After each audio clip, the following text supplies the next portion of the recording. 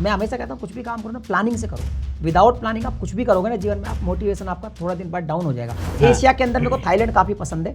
अब क्यों पसंद है, लोग क्या है उल्टा समझते हैं। थाईलैंड जब मैं पहली बार गया था तो मैं अपनी वाइफ को लेकर गया था, क्योंकि थाईलैंड के बारे में ना बहुत मिसकंसेप्शन है कि वहाँ पे नाइट लाइफ होती है। यूट्यूब पे कई लोग ऐसा भी होते हैं जो मिस इन्फॉर्मेशन देते हैं। कहीं ना कहीं सर आप यूट्यूब के वीडियो कंट्रीब्यूटर हैं, यूट्यूब के बारे में आपको अच्छे से पता है। यूट्यूब पर कुछ ऐसे फीचर्स होते हैं जिसका सजेशन आप ही देते हैं। जिस आदमी को ये नॉलेज है किससे बर्बाद होता है वो इस खेल क्यों रहा है फिर उसको। तो देखो मेरे पास अभी फिलहाल एक होंडा एलिवेट है और एक मेरे पास इलेक्ट्रिक एथर स्कूटर है। टाइटल थंबनेल में आता है बहुत सारे क्रिएटरों का, ये सेटिंग कर लो यूट्यूब वायरल, वो सेटिंग कर लो यूट्यूब वायरल। यूट्यूब के ऐसी कौन सी सेटिंग होती है जिसको करने से चैनल वायरल हो जाए? देखो यूट्यूब को पैसा कमाने की मशीन कभी नहीं समझना चाहिए। अगर 2-3 महीने पैसा नहीं आएगा आप डिमोटिवेट हो जाओगे। तो एज ए यूट्यूबर आप अपना कंपटीटर किसको मानते हैं? अच्छा सर, अगर आप पब्लिक को बताना चाहें कि आपने अपने कंटेंट को इम्प्रूव करने के लिए अब तक कितना पैसा खर्चा किया होगा, तो एक आंकड़ा। नमस्कार दोस्तों, अभी हमारे साथ हैं YouTube के महान गुरु टेक्निकल योगी सर। ये YouTube के वीडियो कंट्रीब्यूटर भी हैं, तो आपको YouTube का इनसे अच्छा जानकारी कोई नहीं दे सकता है। तो आज हम बात करेंगे YouTube के एल्गोरिदम के बारे में, कम्युनिटी स्टैंडर्ड के बारे में। आखिर नए क्रिएटर कौन कौन सी इंपॉर्टेंट गलती करते हैं जिसकी वजह से ग्रो नहीं हो पाते हैं। स्टार्टिंग के दिनों में सर ने क्या क्या गलती किया जिसकी वजह से आज इनका चैनल यहाँ है। अगर ये वो गलती नहीं करते तो आज ये कहीं और होते। और ऐसे ऐसे YouTube के सीक्रेट एल्गोरिदम के बारे में बात करूंगा, जो कि ये वीडियो देखने के बाद आपका पूरा डाउट क्लियर हो जाएगा। क्योंकि बहुत लोग कोर्स खरीदते हैं, बहुत लोग पैसे बर्बाद करते हैं, बट सर यहाँ पर वीडियो कंट्रीब्यूटर है। तो अगर इस वीडियो को आप कंप्लीट देखते हो तो सर के लाइफ जर्नी के साथ साथ आपको यूट्यूब का पूरा ज्ञान देखने के लिए मिलेगा। तो सबसे पहले बहुत बहुत स्वागत है सर आपका हमारे चैनल पे। थैंक यू भाई साहब, बहुत बहुत थैंक यू हमारे घर पे पधारने के लिए। राजस्थान में आपका स्वागत है। सबसे पहले तो सर का बिहेवियर और इतना डाउन टू अर्थ है कि पता ही नहीं चल रहा है कि हम सर के साथ बैठे हैं, लग रहा है कि हम अपने बड़े भैया के साथ बैठे हैं। ठीक है, तो सबसे पहले पर्सनली सर का ये अच्छा लगा। तो सर सबसे पहले हमारे दर्शक को ये बताइए कि आपका लाइफ का जर्नी कैसे स्टार्ट हुआ? क्योंकि लोग सक्सेस देखते हैं, पाँव के छाले नहीं देखते हैं। तो जर्नी कैसा स्टार्ट हुआ आपका? हाँ, तो देखो मैं बचपन से पढ़ाकू बच्चा रहा हूँ। मेरे को किताबें पढ़ने का शौक है। जैसे लोगों को ताश खेलने का शौक होता है ना, शतरंज खेलने का। हाँ। तो ऐसे मेरे को पढ़ने का और घूमने के 2 शौक है। मेरे को आप रात को 12 बजे बोलो कि यार कोई बुक पढ़ना है, सुबह तक कंप्लीट करना है, तो मैं कर दूंगा, चाहे वो किसी भी टॉपिक का हो। मतलब टॉपिक ऐसा मैटर नहीं करता, क्योंकि कोई भी टॉपिक का कुछ नॉलेज मिलेगा। दूसरा, अगर मेरे को कोई बोले कि यार कल सिंगापुर में मीटिंग है, तो मैं भी रात को 12 बजे की फ्लाइट लेकर कल सिंगापुर पहुंच जाऊँगा। मैं ये नहीं कहूँगा यार दूर है, ऐसा कुछ नहीं है। मतलब मेरे को 2 ही चीज़ें का ट्रैवल मैं कर सकता हूँ बहुत ज़्यादा, पढ़ कितना भी सकता हूँ। और अगर आप कहोगे कि फ्लाइट में भी पढ़ते पढ़ते आना है तो वो भी मैं कर लूँगा, मुझे कोई दिक्कत नहीं है। तो उस तरह का मैं बच्चा, मेरे पापा टीचर थे तो थोड़े सख्त थे, तो वो स्टार्टिंग से ही किताब पढ़ने पे फोकस करते थे। अच्छा। तो खेल वेल में हम लोगों का कभी ध्यान नहीं था, तो इसलिए वो पढ़ने का वो उस टाइम तो क्या कि मतलब ना वो शुरू मजबूरी में किए थे, बाद में मजा आने लगा। तो ऐसा बुक पढ़ने में क्या नॉलेज मिलने लगी तो मुझे अच्छा लगने लगा। और घूमने का भी शौक ऐसा है, घूमने से काफ़ी चीज़ें जानने को मिलती है, वो भी एक अच्छी एजुकेशन है। अच्छा। तो ऐसे लाइफ चलती रही। मैं 13-14 साल का था तो पापा एक्सपायर हो गए थे। अच्छा। मैं घर में बड़ा था, सारी जिम्मेदारी मेरे ऊपर ही थी, और मेरे को पढ़ाई का भी मेरे अंदर कीड़ा था। तो जब पापा एक्सपायर हुए थे मैं 9th क्लास में था। उसके बाद की मैंने सारी पढ़ाई डिस्टेंस लर्निंग से करी। काम करता था, पढ़ता था, काम करता था, पढ़ता था। करीब मैंने 17 साल जॉब करी है और 13 अलग अलग जगह जॉब करी है। 13 अलग अलग। जैसे मैंने एक चाय की ठेली से शुरुआत करी थी, 300 रुपये महीने में कप धोया करता था, क्योंकि मेरे को कहता था कि तू 5 घंटे या बाकी तू पढ़ ले। तो मेरे को यह था कि कोई 4-5 घंटे बुला के चाहे कुछ भी काम कराए, डज नॉट मैटर, बस मैं पढ़ने को टाइम चाहिए। तो ऐसे मैंने 13 जगह अलग अलग जॉब करी 17 साल, और काफ़ी पढ़ाई की मैंने। फिलोसफी पढ़ी हुई है मैंने, ह्यूमन साइकोलॉजी से पढ़ाई की, फिर जर्नलिज्म से पढ़ाई की, इलेक्ट्रॉनिक डिप्लोमा भी किया।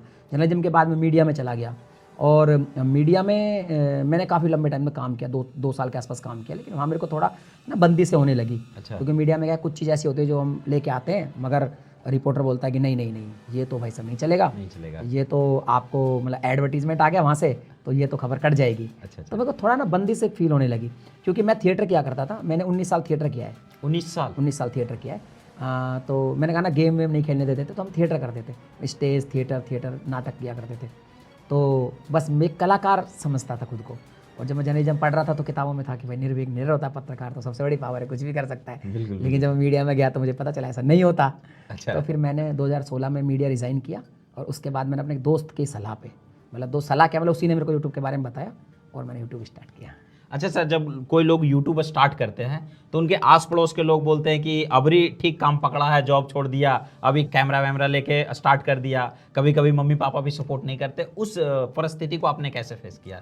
हाँ, मुझे लगता है मम्मी पापा सपोर्ट ना करे तो बहुत बेटर है, मैं ऐसा मानता हूँ। अच्छा। क्योंकि जब चीज़ें अपने को इजी मिल जाती है ना, आप उतना अच्छे से ना फोड़ नहीं सकते। अच्छा। तो हमें भी सपोर्ट नहीं किया था, सपोर्ट तो क्या, पापा तो थे ही नहीं, और मम्मी को समझ ही नहीं थी कि मैं कर क्या रहा हूँ। मम्मी को तो ये लग रहा था कि एक बच्चा था हमारा, वो टीवी चैनल पे शो आता था उसका, मेरा शो आता था फ्राइडे को 1 घंटे का पूरा, हमारे लोकल टीवी चैनल पे, और सारे लोग बैठ के उसको देखते थे। और एक दिन मैं आके बोलता हूँ कि मैं रिजाइन दे दिया, अब ये शो आएगा ही नहीं। तो सोचते थे ये पागल है। और मैं फिलॉसफी से पढ़ा हुआ था, साइकोलॉजी से पढ़ा हुआ था, तो रिश्तेदार को लगा कि यार ये फिलॉसफी साइकोलॉजी पढ़ा हुआ है तो ज़्यादा पागल हो गया है, ये सब्जेक्ट ही ऐसे है।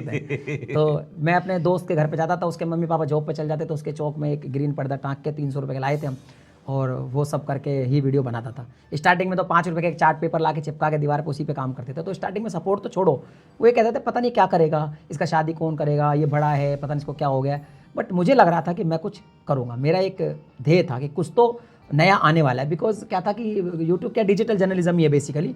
तो जब मैं जर्नलिज्म कर रहा था तो हमारा जो लास्ट चैप्टर था जर्नलिज्म में, वो डिजिटल जर्नलिज्म का था। कि ये अपकमिंग मीडिया होगा। लेकिन जहाँ पे आप कहोगे कि मैंने न्यूज़ ही क्यों नहीं शुरू किया, उसकी वजह ये थी कि मुझे लगता है कि न्यूज़ में फिर हर जगह मुझे बंदी से मिलेगी, चाहे मैं किसी के न्यूज़ चैनल में जॉब करूँ, चाहे खुद का न्यूज़ चैनल बनाऊँ, वो एडवर्टीजमेंट में खेल तो रहेगा। तो मैंने कहा छोड़ो यार ये सब। तो मेरे को टेक में भी इंटरेस्ट था, क्योंकि मैंने बताया मैं इलेक्ट्रॉनिक डिप्लोमा किया हूँ, और मेरे सारे दोस्त क्या इंजीनियर बन गए थे, मेरे पास पैसा नहीं था तो मैं इंजीनियर नहीं बन पाया था। तो मैंने कहा चलो यार प्रैक्टिकल सीखते हैं इसको। तो मैं एक्चुअली कर करके सीखा हूँ, डेली जो सीखता हूँ वो लोगों को सिखा देता हूँ। अच्छा, तो आप अपना यूट्यूब चैनल जो जर्नी आपने स्टार्ट किया, तो स्टार्टिंग के दिनों में बहुत ज़्यादा एक क्रिएटर को प्रॉब्लम आता है, चाहे जितना भी बड़ा क्रिएटर आज के डेट में क्यों ना हो, उनको एक टाइम पे डीमोटिवेशन फील आया है। उस चीज़ को आपने कैसे फेस किया सर? देखो, डीमोटिवेट आदमी जब होगा जब क्या होता है ना, आदमी की प्लानिंग नहीं होती। जैसे मेरे को लगा अरे यार मैं ये काम कर सकता हूँ, अब मैंने कोई प्लानिंग नहीं की, मेरा कोई टारगेट नहीं, मैं कितने दिन में कर पाऊंगा, मेरी खुद की एनर्जी क्या है, मेरी क्या एक्सपर्टीज़ है, मेरे को नहीं पता, मेरी कोई प्लानिंग नहीं है। मैं गया, मैंने 2-3 महीना वेट किया, नहीं हुआ, मैं डिमोटिवेट हो जाऊंगा। लेकिन अगर आपको खुद को पहचानना आता है, खुद की एनर्जी आपको पता है, खुद के आपको टारगेट पता है, और पता है कि यार अपनी कैपेसिटी क्या है, मैं वहाँ तक कब पहुँचूंगा, या वहाँ पहुँचने के लिए मुझे क्या क्या करना पड़ेगा, वो करने के लिए मैं रेडी हूँ। अच्छा। तो फिर मैं डिमोटिवेट नहीं होऊंगा, बिकॉज मेरा जब तक टारगेट पूरा नहीं होगा मैं रुकूंगा ही नहीं। सिंपल सी बात है। तो मैं हमेशा कहता हूँ कुछ भी काम करो ना प्लानिंग से करो। विदाउट प्लानिंग आप कुछ भी करोगे ना जीवन में, आप मोटिवेशन आपका थोड़ा दिन बाद डाउन हो जाएगा। जैसे मैं सोचूं यार मैं यूट्यूब पे आता हूँ और मैं सिर्फ पैसा कमाऊंगा, और अगर 2-3 महीने में पैसा नहीं आया तो मेरा डिमोटिवेट हो गया ना मैं वहीं। लेकिन अगर मेरी प्लानिंग है, मुझे पता है यार मेरे को पैसा कमाना है, 1 साल लगेगा मुझे पैसा कमाने में, अच्छा। और मुझे ये करना पड़ेगा और इसके लिए मैं रेडी हूँ, तो 1 साल तक मैं डिमोटिवेट होऊंगा और 1 साल में पैसा आ ही जाएगा।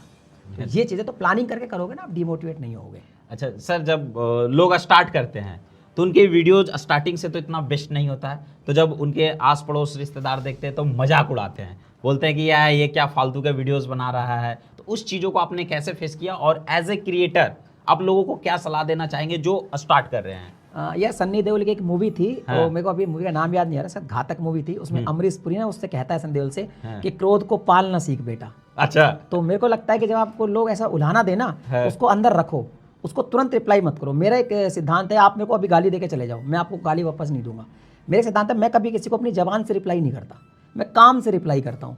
क्योंकि काम से जब किसी को रिप्लाई करते हो ना, तो उसके झापट भी पड़ जाता है और आवाज़ भी नहीं होती, और दर्द बहुत होता है उसको। अच्छा। तो जब भी कोई ऐसा आपका मजाक उड़ा, उसको अंदर रखो, उसको ना पॉजिटिव फीडबैक मिलो ना, क्रोध को पालना सीखो, तो उसको पालो अंदर कि यार आप कुछ काम करना है बढ़िया, उनको रिप्लाई देना है बिना कुछ बोले। और जब आप बिना कुछ बोले किसी को रिप्लाई करते हैं ना, कसम से गजब का रिप्लाई करते हैं। अच्छा सर, जब आपने स्टार्ट किया था यूट्यूब एज ए करियर, तो उस टाइम पर आपका फैमिली बैकग्राउंड कैसा था? क्या आपके पास अच्छा स्मार्टफोन, कैमरा, या आपके पास पूरा सेटअप था, या फिर आपने काम करते करते उसको इन्हेंस किया? तो यार देखो, मेरे पास ना उस टाइम 10,000 रुपये का एक 3G फ़ोन था। 3G? हाँ 3G था उस टाइम। वो रेडमी का कोई फ़ोन आता था वाइट कलर का, बहुत अच्छा। आपको कोई पूछेगा भी नहीं उसको। उसमें 13 मेगापिक्सल का हाईएस्ट कैमरा हुआ करता था बस। अच्छा, इतने बड़ा कैमरा नहीं भी था। याद है। हाँ, तो उस टाइम में जब मैं उस टाइम वीडियो बनाता तो मैं यही बोलता था कि देखो भैया, अगर आपके मोबाइल में 13 मेगापिक्सल का कैमरा है तो आप स्टार्ट कर सकते हो, बिकॉज मैंने भी ऐसे ही किया था। अच्छा अच्छा। तो शुरुआत तो यार जीरो से होनी चाहिए। सब कुछ आपको पहले ही मिल जाएगा तो फिर आप इंप्रूव क्या करोगे? तो शुरुआत जीरो से करोगे तो आपको भी एक है ना पता रहेगा कि मेरे रोड मैप क्या है और मुझे कहाँ तक पहुँचना है। तो ये चीज़ें तो मेरे पास तो कुछ भी नहीं था। हम तो बहुत पुअर फैमिली से आते हैं, क्योंकि सोचो आप, मेरे पिताजी 14-13 ईयर का था तभी एक्सपायर हो गए सब कुछ, और हम बहुत पुअर फैमिली से आते हैं। मेरे पिताजी टीचर थे, मगर वो फ्री पढ़ाते थे, उनको पैसा नहीं कमाना था एजुकेशन से। तो हमारे पास पैसा था ही नहीं, नॉलेज बहुत थी क्योंकि बहुत सारे बुक पढ़ते थे, हमारे घर में सब एजुकेटेड थे, लेकिन पैसा नहीं था। तो मैंने सोचा यार पैसा नहीं है तो इसी को क्रैक करते हैं। अच्छा। तो यही मेरा लक्ष्य था। और मेरा ये था कि यूट्यूब पे मेरे को पता भी नहीं था कि पैसा मिलेगा। उस ज़माने में कुछ ऐसा था नहीं, कोई बंदा भी नहीं था जो ये कहता हो कि हमने इतना पैसा कमाया है। चलो हम तो बता भी देते हैं कि हमने इतना कमा लिया, सब कुछ दिख जाता है। उस टाइम कुछ था भी नहीं, पर ये मेरे को पता चल गया था कि यार मीडिया का फ्यूचर ये होने वाला है, डिजिटल में जाएगा। तो फर्स्ट मूवर बनते हैं अपन, तो फर्स्ट मूवर बन गए हम लोग, सिंपल सी बात ये है।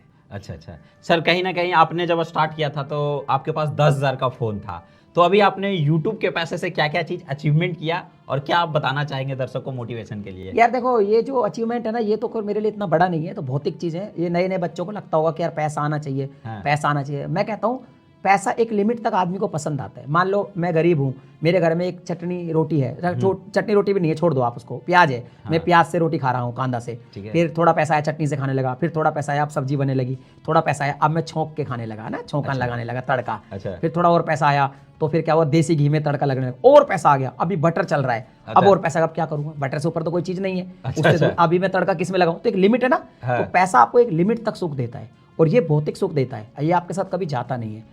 तो ये तो सब चलता रहता है, ये तो आपको मिलेगा, ये बाई प्रोडक्ट है, इसके बारे में कभी सोचना नहीं चाहिए। आपको ना जितना अपना नेचर अच्छा रखना चाहिए वो बेस्ट है। आज आप इतना दूर से करीब 1500-1600 किलोमीटर से यहाँ आए हो, 18 तारीख के चल रहे हो, आज 23 तारीख को पहुंचे हो, ये मैंने कमाया और ये मेरी असली कमाई है। अच्छा अच्छा, तो सर अभी आपका बहुत ज़्यादा लाइफ का ये है कि आप बहुत ज़्यादा ट्रैवल भी करते हैं, कभी सिंगापुर, कभी मलेशिया, कभी अमेरिका, तो कभी कहाँ तो कभी कहाँ। ये आपका बचपन से शौक था या पैसा आने के बाद शौक बढ़ा? तो जैसे मैंने आपको बताया ना, मैं थिएटर करता था, तो मैं क्या एक्टिंग लाइन में गया क्यों, ये एक बहुत बड़ी वजह है। अच्छा। तो एक्टिंग लाइन में इसलिए गया कि मेरे को क्या था कि वो यश चोपड़ा जी जब यूरोप जाके पहली बार फिल्म शूट किए, तो मेरे को लगा यार एक्टर का लाइफ बढ़िया है, कहीं भी जाके शूट करते हैं तो उनको घूमने को काफ़ी मिलता है, तो मैं एक्टिंग लाइन में जाते हैं। तो मैं 19 साल थिएटर किया, मैंने थिएटर में काफ़ी नाटक वाटक किया, यार एक्टिंग में जाएंगे तो घूमने को मिलेगा। लेकिन जब पापा एक्सपायर हो गए तो मैंने सोचा कि यार मदर को छोड़ के कैसे चला जाऊँ, क्योंकि अभी पगड़ी बन गई है सर पे, तो जिम्मेदारी मेरी है और मैं ना जिम्मेदारी लेने वाला आदमी हूँ। तो मैंने कहा मैं वहाँ तो नहीं जाऊँगा, अब पता नहीं ये लेकिन ड्रीम पूरा कब होगा। तो मैंने कहा देखो ड्रीम तो मेरा यही है कि मुझे दुनिया घूमना है, अच्छा। पूरा करने का कोई तरीका अलग ढूंढ लूंगा, लेकिन मम्मी को छोड़ के जाऊंगा नहीं। तो मैं मुंबई नहीं गया, लेकिन अब देखो यूट्यूब की बदौलत मैं घूम रहा हूँ, मतलब मेरा ड्रीम पूरा हो रहा है। और अब ड्रीम पूरा हो गया, मैं फुलफिल हूँ। अब मेरे पास अरबों रुपया भी आ जाएगा ना, मेरे लिए मायने नहीं रखता, क्योंकि मेरा वो ड्रीम जो है दुनिया घूमने का, वो अभी भी पूरा हो रहा है। अच्छा सर, आप दर्शकों को बताना चाहिएगा कि एज ए इन्फॉर्मेशन कि आपने कौन कौन सा कंट्री घूमा है? तो यार मैंने एशिया भी घूमा भी, मैं सबसे बड़ा कंट्री जो घूम के आया अभी लंदन जाके आया था, इंग्लैंड जाके आया था। अच्छा। और इस साल भी मैं आयरलैंड वगैरह जाने वाला हूँ, अभी मैं 10 दिन बाद ही वियतनाम जाने वाला हूँ। अच्छा। तो मैं ऐसा हूँ कि मैं इतना घुमंत हूँ कि इंडिया की अगर बात करता हूँ, मैंने पूरा इंडिया लगभग 2-3 बार देखा है रिपीट में। अच्छा। और इंडिया का वो कोना कोना देखा है जहाँ हर आदमी पहुंचने से, लक्षद्वीप तो मोदी जी से पहले ही हुआ आया था मैं, मोदी जी तो अब गए, मैं उससे पहले जाके आ गया था। तो जैसे मैंने क्या मतलब इतना घूमने का शौकीन हूँ, जब मैंने इंडिया पूरा देख लिया लगभग, तो मेरे को लगा कि अब बाहर घूमना चाहिए, तो बाहर घूमता हूँ। और मैं लगभग हर 1-2 महीने में घूमता ही रहता हूँ, कहीं ना कहीं मेरा कंट्री में प्लान बनता ही रहता है। हाँ वो अलग बात है कि मैं उतना सोशल मीडिया पर उतना सब डालता नहीं हूँ, मैं थोड़ा सा लाइफ को प्राइवेट रखता हूँ हल्का फुल्का। अब मैं थोड़ा बहुत डालने लगा हूँ, और क्योंकि लोग ही कहने लग गए तो डालने लगा हूँ। बट यार वाकई में ट्रैवल बहुत ही अच्छा इन्वेस्टमेंट है। अच्छा अच्छा। वैसे मैं एक बात बता दूं, एशिया के अंदर मेरे को थाईलैंड काफी पसंद है। अब क्यों पसंद है, लोग क्या है उल्टा समझते हैं। थाईलैंड जब मैं पहली बार गया था तो मैं अपनी वाइफ को लेकर गया था, क्योंकि थाईलैंड के बारे में ना बहुत मिसकंसेप्शन है कि वहाँ पे नाइट लाइफ होती है। लेकिन वहाँ जाके मैंने मंदिर देखे, और मंदिर बहुत सुंदर थे, वहाँ के बहुत अच्छे टेम्पल थे, आइलैंड्स बहुत अच्छे थे, बीचेस वगैरह बहुत अच्छे हैं। तो मेरे को थोड़ा डाइवर्स लगा वो। अच्छा इंडिया भी बहुत डाइवर्स है, इंडिया में भी बहुत सारे बीचेज है, बहुत सारे टेम्पल्स है, बहुत सब कुछ है। थोड़ी बहुत चीज़ें हैं भाई, थोड़ा सफाई क्लियर नहीं है, थोड़ा एजुकेशन की कमी है, थोड़ा। बट मुझे थाईलैंड ऐसा लगा कि मैं बार बार जा सकता हूँ, बोर नहीं होऊंगा। कभी मैं फीफी की तरफ चला जाऊँगा, कभी कराबी की तरफ चला जाऊँगा, कभी कहीं चल जाऊँगा। जैसे मैं लंदन गया, जैसे मैं सिंगापुर गया, सिंगापुर में बार बार नहीं जाऊँगा, क्योंकि वो छोटा सा 82-84 किलोमीटर में खत्म हो जाता है, 4 दिन में आप घूम के खत्म हो गया वो पूरा कंट्री 4 दिन हाँ। में। लंदन भी मैं बार बार नहीं जाऊँगा, अच्छा। क्योंकि लंदन भी मैं पूरा घूमा, मैं वहाँ पे पैदल घूमा, मैं पैदल घूमने का शौकीन हूँ मैं। मेरे को जहाँ लगेगा मैं फोटो क्लिक करवाऊंगा, जहाँ लगेगा 5 मिनट बैठूंगा। तो ऐसे हर कंट्री घूमना चाहिए मेरे हिसाब से, एज ए ट्रैवलर आदमी को हर कंट्री घूमना चाहिए। अच्छा सर, एक बात बताइए, जैसे आपने बहुत सारा कंट्री घूमा है, बाहर का कंट्री से अगर कुछ ऐसा चीज़ है जो वहाँ से आपने सीखा हो और इम्प्लीमेंट करने का मौका मिले, तो आपको क्या लगता है कि बाहर के कंट्री से हमको क्या चीज़ अपने कंट्री में इम्प्लीमेंट करना चाहिए, सुधार? देखो यार, इम्प्लीमेंट करने वाले 2 लोग होते हैं, एक जनता होती है, एक नेता होता है। अब नेताओं को तो मैं समझा नहीं सकता, और ना मैं नेता बनने का मेरा कोई शौक है। तो एज ए नागरिक मैंने एक चीज़ सीखी बहुत सारी कंट्री से, कि आदमी के अंदर कुछ भी हो लेकिन ईगो नहीं होना चाहिए। जितना ईगो आपका कम होगा ना, ईगो होना ही नहीं चाहिए। बस आदमी को बहुत हम्बल रहना चाहिए, आदमी को समझ आना चाहिए कि सामने वाला भी एक इंसान है। और जब आदमी को लगता है कि मैं हिंदू हूँ, मैं मुस्लिम हूँ, मैं क्रिश्चियन हूँ, मैं ये हूँ, मैं वो हूँ, उससे पहले आदमी को ये भी पता होना चाहिए कि मैं ह्यूमन बीइंग भी हूँ। तो इंसानियत पहले होनी चाहिए, और धर्म उसके बाद होना चाहिए। मतलब धर्म भी है, इंसानियत से बड़ा धर्म नहीं है। तो मेरे लिए अगर कोई इंसान है और मैं उसका, जब मेरे को लगता है कि उसको मेरी हेल्प की जरूरत है, तो मैं उसका धर्म ना पूछूं, पहले उसकी हेल्प कर दूं। अच्छा, मेरा बस ये है। तो मैंने बहुत सारी कंट्री से सीखा, बहुत सारी ऐसी कंट्री के लोगों में ईगो बिल्कुल नहीं था, वो मैंने अपने अंदर डाला, और वो मुझे लगता है कि एज ए नागरिक मैं वही कर सकता हूँ। दूसरा, एजुकेशन तो मेरी पहले से स्ट्रॉन्ग थी, तो वो मुझे शायद अपने अंदर डेवलपमेंट नज़र नहीं आया। लेकिन हाँ, बाहर के लोग थोड़ा एजुकेशन पर ज़्यादा ध्यान देते हैं, वहाँ की गवर्नमेंट एक्चुअली ऐसी है, तो गवर्नमेंट को तो हम कंट्रोल नहीं कर सकते, पर एज ए नागरिक हमें थोड़ा सा ना ईगो को दूर रखना चाहिए, वो डाउन टू अर्थ रहना चाहिए, क्योंकि धरती में मिलना है लास्ट में यार। अच्छा, कहीं ना कहीं सर आप YouTube के वीडियो कंट्रीब्यूटर हैं, YouTube के बारे में आपको अच्छे से पता है। YouTube पर कुछ ऐसे फीचर्स होते हैं जिसका सजेशन आप ही देते हैं, और बैक कैमरा में आपने हमको बहुत सारा चीज़ बताया। और जैसे आप YouTube की वीडियोस भी बनाते हैं, और भी YouTube के क्रिएटर है जैसे जस्ट लाइक मनोज दे हो गए, और भी बहुत सारे क्रिएटर हैं जो कि आप ही की तरह वीडियोस बनाते हैं। तो कहीं ना कहीं क्या कहना चाहिएगा, YouTube का एल्गोरिदम ऐसा बेस बना दिया गया है, या ऑडियंस का कुछ टेस्ट ऐसा बन गया है कि कहीं ना कहीं आपको YouTube में अच्छी नॉलेज तो आपके पास है, ये पब्लिक भी मानती है, बट व्यूज कुछ कुछ क्रिएटर के आपसे ज़्यादा आते हैं। तो देखो यार, एक है ना पुराना कोट है कि दूध बेचने के लिए घर घर जाना पड़ता है और दारू पीने के लिए लोग वहां जाते हैं ठेके पे, चाहे आप जंगल में खोल दो। अच्छा। तो नॉलेज एक्चुअल में इंडिया में ये नॉलेज का एक्सेप्टेंस कमी होता है, और मैं अपने काम से सेटिस्फाई भी हूँ। अच्छा। आपने देखा मैं ज़्यादा भागदौड़ नहीं करता, ज़्यादा सोशल मीडिया पे कुछ नहीं करता, है ना। मेरे को थोड़ा पर्सनल लाइफ भी जीना होता है। अब मैं भी चाहूँ तो, अब आपने मेरा घर देखा, मेरा स्टूडियो देखा, मैं इस पर कितनी रील बना सकता हूँ आपके अकॉर्डिंग? काफ़ी सारी बना सकता हूँ, 50 डेली 50 तो नई रील मैं नहीं करता हूँ, क्योंकि मेरा मन होता है मैं करता हूँ। मेरे लिए ना मेरा पर्सनल लाइफ पहले है, मैं अपना पर्सनल लाइफ जीना चाहता हूँ, मैं अपनी फैमिली के लिए जीता हूँ। मैं सब कुछ कैमरे पर नहीं करना चाहता कि मैं अपना सब कुछ डिग्निटी खत्म कर, कुछ भी करके बस मुझे जो भी करना है कैमरे पर दिखाना है, वो मैं नहीं दिखाना चाहता। और मेरे को जो मिल रहा है, मैंने कहा मेरा सपना पूरा हो रहा है, मैं मस्त घूम रहा हूँ, मुझे कोई टेंशन नहीं है, ज़्यादा भूख नहीं है मेरे अंदर, मैं थोड़ा सुकून वाला आदमी हूँ। अच्छा, कहीं ना कहीं कुछ कुछ वीडियोस ऐसी आती है YouTube के ऊपर जिसमें कभी कभी देखते हैं कि आपके बीच या मनोज दे के बीच या फिर टेक चैंपियन सपोर्ट के बीच आपस में कंट्रोवर्सी हो जाती है कि इसके पेट पे ये लात मारा, उसके पेट पे ये लात मारा। तो क्या ये वो जो कंट्रोवर्सी है वो ऑन कैमरा होता है या ऑफ कैमरा भी होता है? देखो एक्चुअल बताऊं तो मैंने तो कभी कंट्रोवर्सी कभी क्रिएट की नहीं। अच्छा। मैं उस पर बिलीव भी नहीं करता। है। और अब मनोज और अगर अंशु मौर्य की बात करें तो दोनों छोटे भाई की तरह हैं। अच्छा। तो ऐसा कुछ नहीं है, मेरा किसी से कोई मनमुटाव नहीं है। वो मेरे को बुलाते मैं चला जाता हूँ। मनोज दे की शादी में भी गया था, वो कभी बुलाएगा तब चला जाऊँगा। और अंशु मौर्य भाई के साथ भी ऐसा ही है। अब देखो यार, ना जनरेशन का फ़र्क होता है, वो अलग तरह का कभी कभी जैसा अंशु मौर्य वही कंटेंट बना देते हैं, पर मेरे साथ कभी ऐसा नहीं बनाया। तो ऐसा कुछ नहीं है ऑफ कैमरा, कभी तो हमारा कुछ हुआ नहीं। हम तो जब भी एक दूसरे को कोई प्रॉब्लम होती है, एक दूसरे को हम डिस्कस करते हैं फ़ोन पे। कभी कभी हम लाइफ के बारे में कोई प्रॉब्लम होती है उसको भी डिस्कस कर लेते हैं, और कभी कभी कोई टेक्निकल प्रॉब्लम होती है वो भी डिस्कस कर लेते हैं। तो ऐसा कुछ भी नहीं है। अच्छा। और मैं इसको कंट्रोवर्सी भी नहीं मानता। यूट्यूब की भी एक पॉलिसी में लिखा है कि कभी कभी लगे तो आप कंट्रोवर्सी कर सकते हो थोड़ी बहुत। मैंने कभी क्रिएट नहीं की बस। यूट्यूब खुद आपको सजेस्ट करता है। हाँ। अच्छा, बहुत क्रिएटर है जैसे जस्ट लाइक एक कुछ दिन पहले जब सबके चैनल पर स्ट्राइक पड़ने लगा तो मनोज दे का भी वीडियो आया था उनका कि अब मेरा करियर खत्म, मेरा चैनल डिलीट। सब लोग यही वीडियोस बनाए थे, बट आपने कुछ अलग किया कि नहीं भैया पहले समझो सीखो, ठीक है। बट फिर भी ऐसा हुआ कि आपकी वीडियोस पे कम व्यूज आए, और जो क्लिक बेट करके वीडियोस बना दिए कि भाई मेरा करियर खत्म, चैनल डिलीट, उनके ज्यादा व्यूज आ गए। तो यूट्यूब के एल्गोरिदम बेस ऐसा है या फिर ऑडियंस का? मैं एक्चुअली क्या व्यूज के लिए काम ही नहीं करता हूँ। अच्छा। मैं व्यूज के लिए काम करने लगूंगा, बहुत व्यूज लेके आऊंगा मैं। मेरे को नहीं करना। मेरे को ये है कि मेरे को मेरी, और दूसरी बात ये भी कि मैं जब वीडियो बनाता हूँ तो मैं क्या है, मेरे को जो जानकारी है तो डायरेक्ट गूगल से आती है। अब गूगल की मेरी जो यूट्यूब की टीम है, अब तो मैं डायमंड कंट्रीब्यूटर हूँ तो मेरे पास अपडेट रहती है एफसी। आपको कोई अपडेट एक महीने बाद मिलेगी मेरे पास, अभी मैंने वीडियो बनाकर लिस्टेड भी कर रखी है। तो मैं क्या करता हूँ कि हमारे इनसाइड स्टोरी चलती रहती है। अच्छा। हम लोग अब कोई भी वीडियो बनाते हैं, अपडेट की वीडियो, जब भी मैं अपडेट की वीडियो बनाता हूँ, स्पेशली अपडेट की बात कर रहा हूँ, या कोई नया फीचर आता है उसकी वीडियो मैं बनाता हूँ, उसका गूगल की टीम को सबमिट करता हूँ। वो लोग जब अप्रूव करते हैं ना, उसके बाद ही हम लोग पब्लिक करते हैं। तो हम लोग ऐसा कुछ गलत वीडियो बना भी नहीं सकते, मतलब ये चीज़ है। अच्छा, तो अच्छा क्लिक बेट करना कितना हद तक सही है?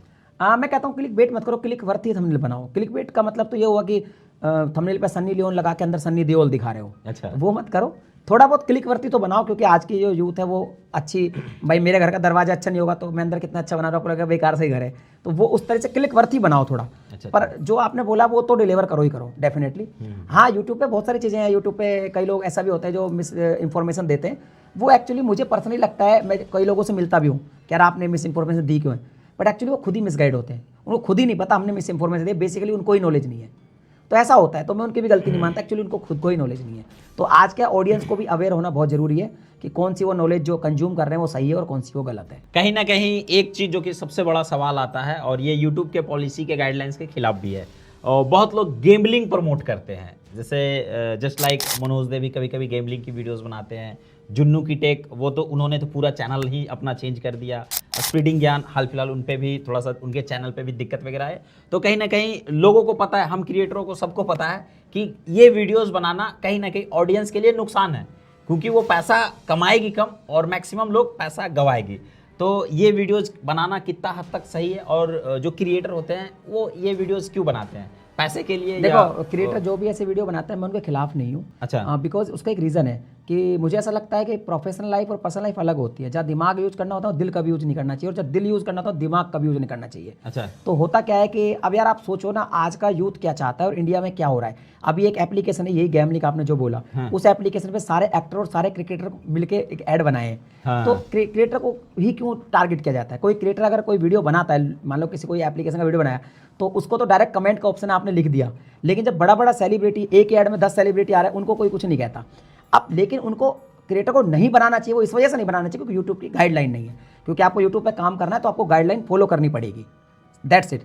मगर वो उनकी इच्छा है, अगर उनको पैसा कमाना है वो बनाएंगे, सिंपल सी बात है। मैं तो हमेशा कहता हूँ जो लोग कमेंट करते हैं ना, यार तूने ये वीडियो पैसे कमाने के लिए बनाई, वो बेवकूफ़ लोग हैं। वीडियो पैसे कमाने के लिए बनाई जाती है भाई, और इसका कोई मकसद नहीं है, सिंपल सा फंडा है। तो अपना अपना देखो पैसा कमाने का तरीका है। मैं हमेशा बात करता हूँ, जो व्यक्ति लिखता है ना कि इससे एक, कई व्यक्ति पता क्या होता है, एक व्यक्ति कमेंट लिख रहा है, तुमने हमें जुआ खेलना सिखाया, लूडो खेलना सिखाया, इससे हम बर्बाद हो रहे हैं। पहली बात, मुंह में गुटखा भरा है, दारू की बोतल सामने रखी, अब वो कमेंट लिख रहा है, बर्बाद कौन हो रहा है? पहली बात तो ये है। दूसरा, जिस आदमी को ये नॉलेज है किससे बर्बाद होता है, वो इस खेल क्यों रहा है फिर उसको? अच्छा। तो ये चीज़ें हैं, तो ये गिनी चुनी चीज़ें। मेरा इसमें एक है ना मिला जुला रिस्पॉन्स है। जैसे मैं बहुत ज़्यादा गैम्बलिंग नहीं करता, बीच में मैंने 1-2 वीडियो बनाया होगा, फिर मैंने छोड़ दिया, मेरे को अच्छा नहीं लगा। पर ये अपनी अपनी चॉइस है यार, सिंपल सी बात है। बिजनेस इज बिजनेस, तो यही चीज़ है और कुछ नहीं है। मैं उस पर ज़्यादा वो नहीं करता, क्योंकि लोग खेलते हैं, लोग पैसा लगाते हैं, तो ही कंपनियां टिकी हुई है और तो ही वो स्पॉन्सर दे रही है। अगर लोग खेलना बंद कर देंगे तो कंपनियों के पास पैसा नहीं आएगा, तो स्पॉन्सर देना भी बंद कर देगी। लेकिन क्योंकि यूट्यूब गाइडलाइन के खिलाफ है तो नहीं बनाना चाहिए, क्योंकि चैनल हमारा पहले और पैसा बाद में है। अच्छा, जब गाइडलाइंस के ऊपर बात निकला है तो एक चीज़ ऐसा यूट्यूब में खासकर होता है कि बहुत सारी गंदी वीडियोस होती हैं जिन पर एक्चुअल में स्ट्राइक पड़ना चाहिए, उसका एआई फीचर डिटेक्ट नहीं कर पाता है। और बहुत सारी ऐसी वीडियोस होती है जो कि फेयर यूज पॉलिसी के तहत होती है, या फिर उसमें उतना वल्गरिटी वगैरह नहीं दिखाया जाता, उस वीडियो को $1 कर दिया जाता है या फिर वीडियो को टर्मिनेट कर दिया जाता है। तो ऐसा क्यों? क्या यूट्यूब का पॉलिसी अभी उतना देखो यार, मेरा एक है ना, क्या होता है कि चोर वो नहीं है जो चोरी करता है। अच्छा। चोर वो है जो पकड़ा जाए। अच्छा। तो बहुत सारे लोग गड़बड़ करते रहते हैं। जो पकड़ा जाता है धरा जाता है, जो नहीं पकड़ा जाता उसको लगता है कि मेरा तो कोई कुछ कर ही नहीं सकता। लेकिन जिस दिन वो पकड़ा जाता है फिर उसको उस दिन ही डर लगने लगता है। तो यूट्यूब का भी सिस्टम, ये पहले मैनुअली काम होता था, अभी एआई इनबिल्ट हो गया, तभी थोड़ा जल्दी काम हो रहा है। अच्छा। तो अभी भी लोग कह रहे हैं कि भैया इसके खिलाफ आवाज उठाओ। आवाज क्यों उठाओ उसके खिलाफ? अब काम जल्दी हो रहा है, बल्कि पॉलिसी जल्दी हो। और मैं तो कहता हूँ छटनी होनी चाहिए, कंटेंट अच्छा ही बनना चाहिए। और मुझे लगता है आने वाले 1-2 साल में ना छटनी हो जाएगी, ये सवाल खत्म हो जाएगा आपका, फिर अच्छा ही कंटेंट रहेगा। अच्छा, एक वीडियोस मैंने देखा था मनोज दे सर का, वो बता रहे थे जैसे एआई फीचर है और यूट्यूब पर आप जो बोल रहे हो उसका एक स्क्रिप्ट तैयार हो जाता है, ऑटोमेटिक कैप्शन जनरेट हो जाता है, हिंदी में भी लिखाता है, अंग्रेजी में। बट उनका वीडियोस ये था कि अगर आपको एआई स्ट्राइक से बचना है तो हिंदी में बोलो, हिंदी में बोलने से आपकी वीडियोस पर स्ट्राइक नहीं पड़ेगी। ठीक है, ऐसे करके उन्होंने एक वीडियोस में बताया था। तो आपको क्या लगता है कितना हद तक वो वीडियो सही था? देखो, मैंने मनोज का वो वीडियो पता नहीं मुझसे मिस हो गया, मैं नहीं देख पाया उस वीडियो को। अच्छा। बट एक्चुअल में ये पूरी तरह सच नहीं है, बिकॉज एआई हर लैंग्वेज में है।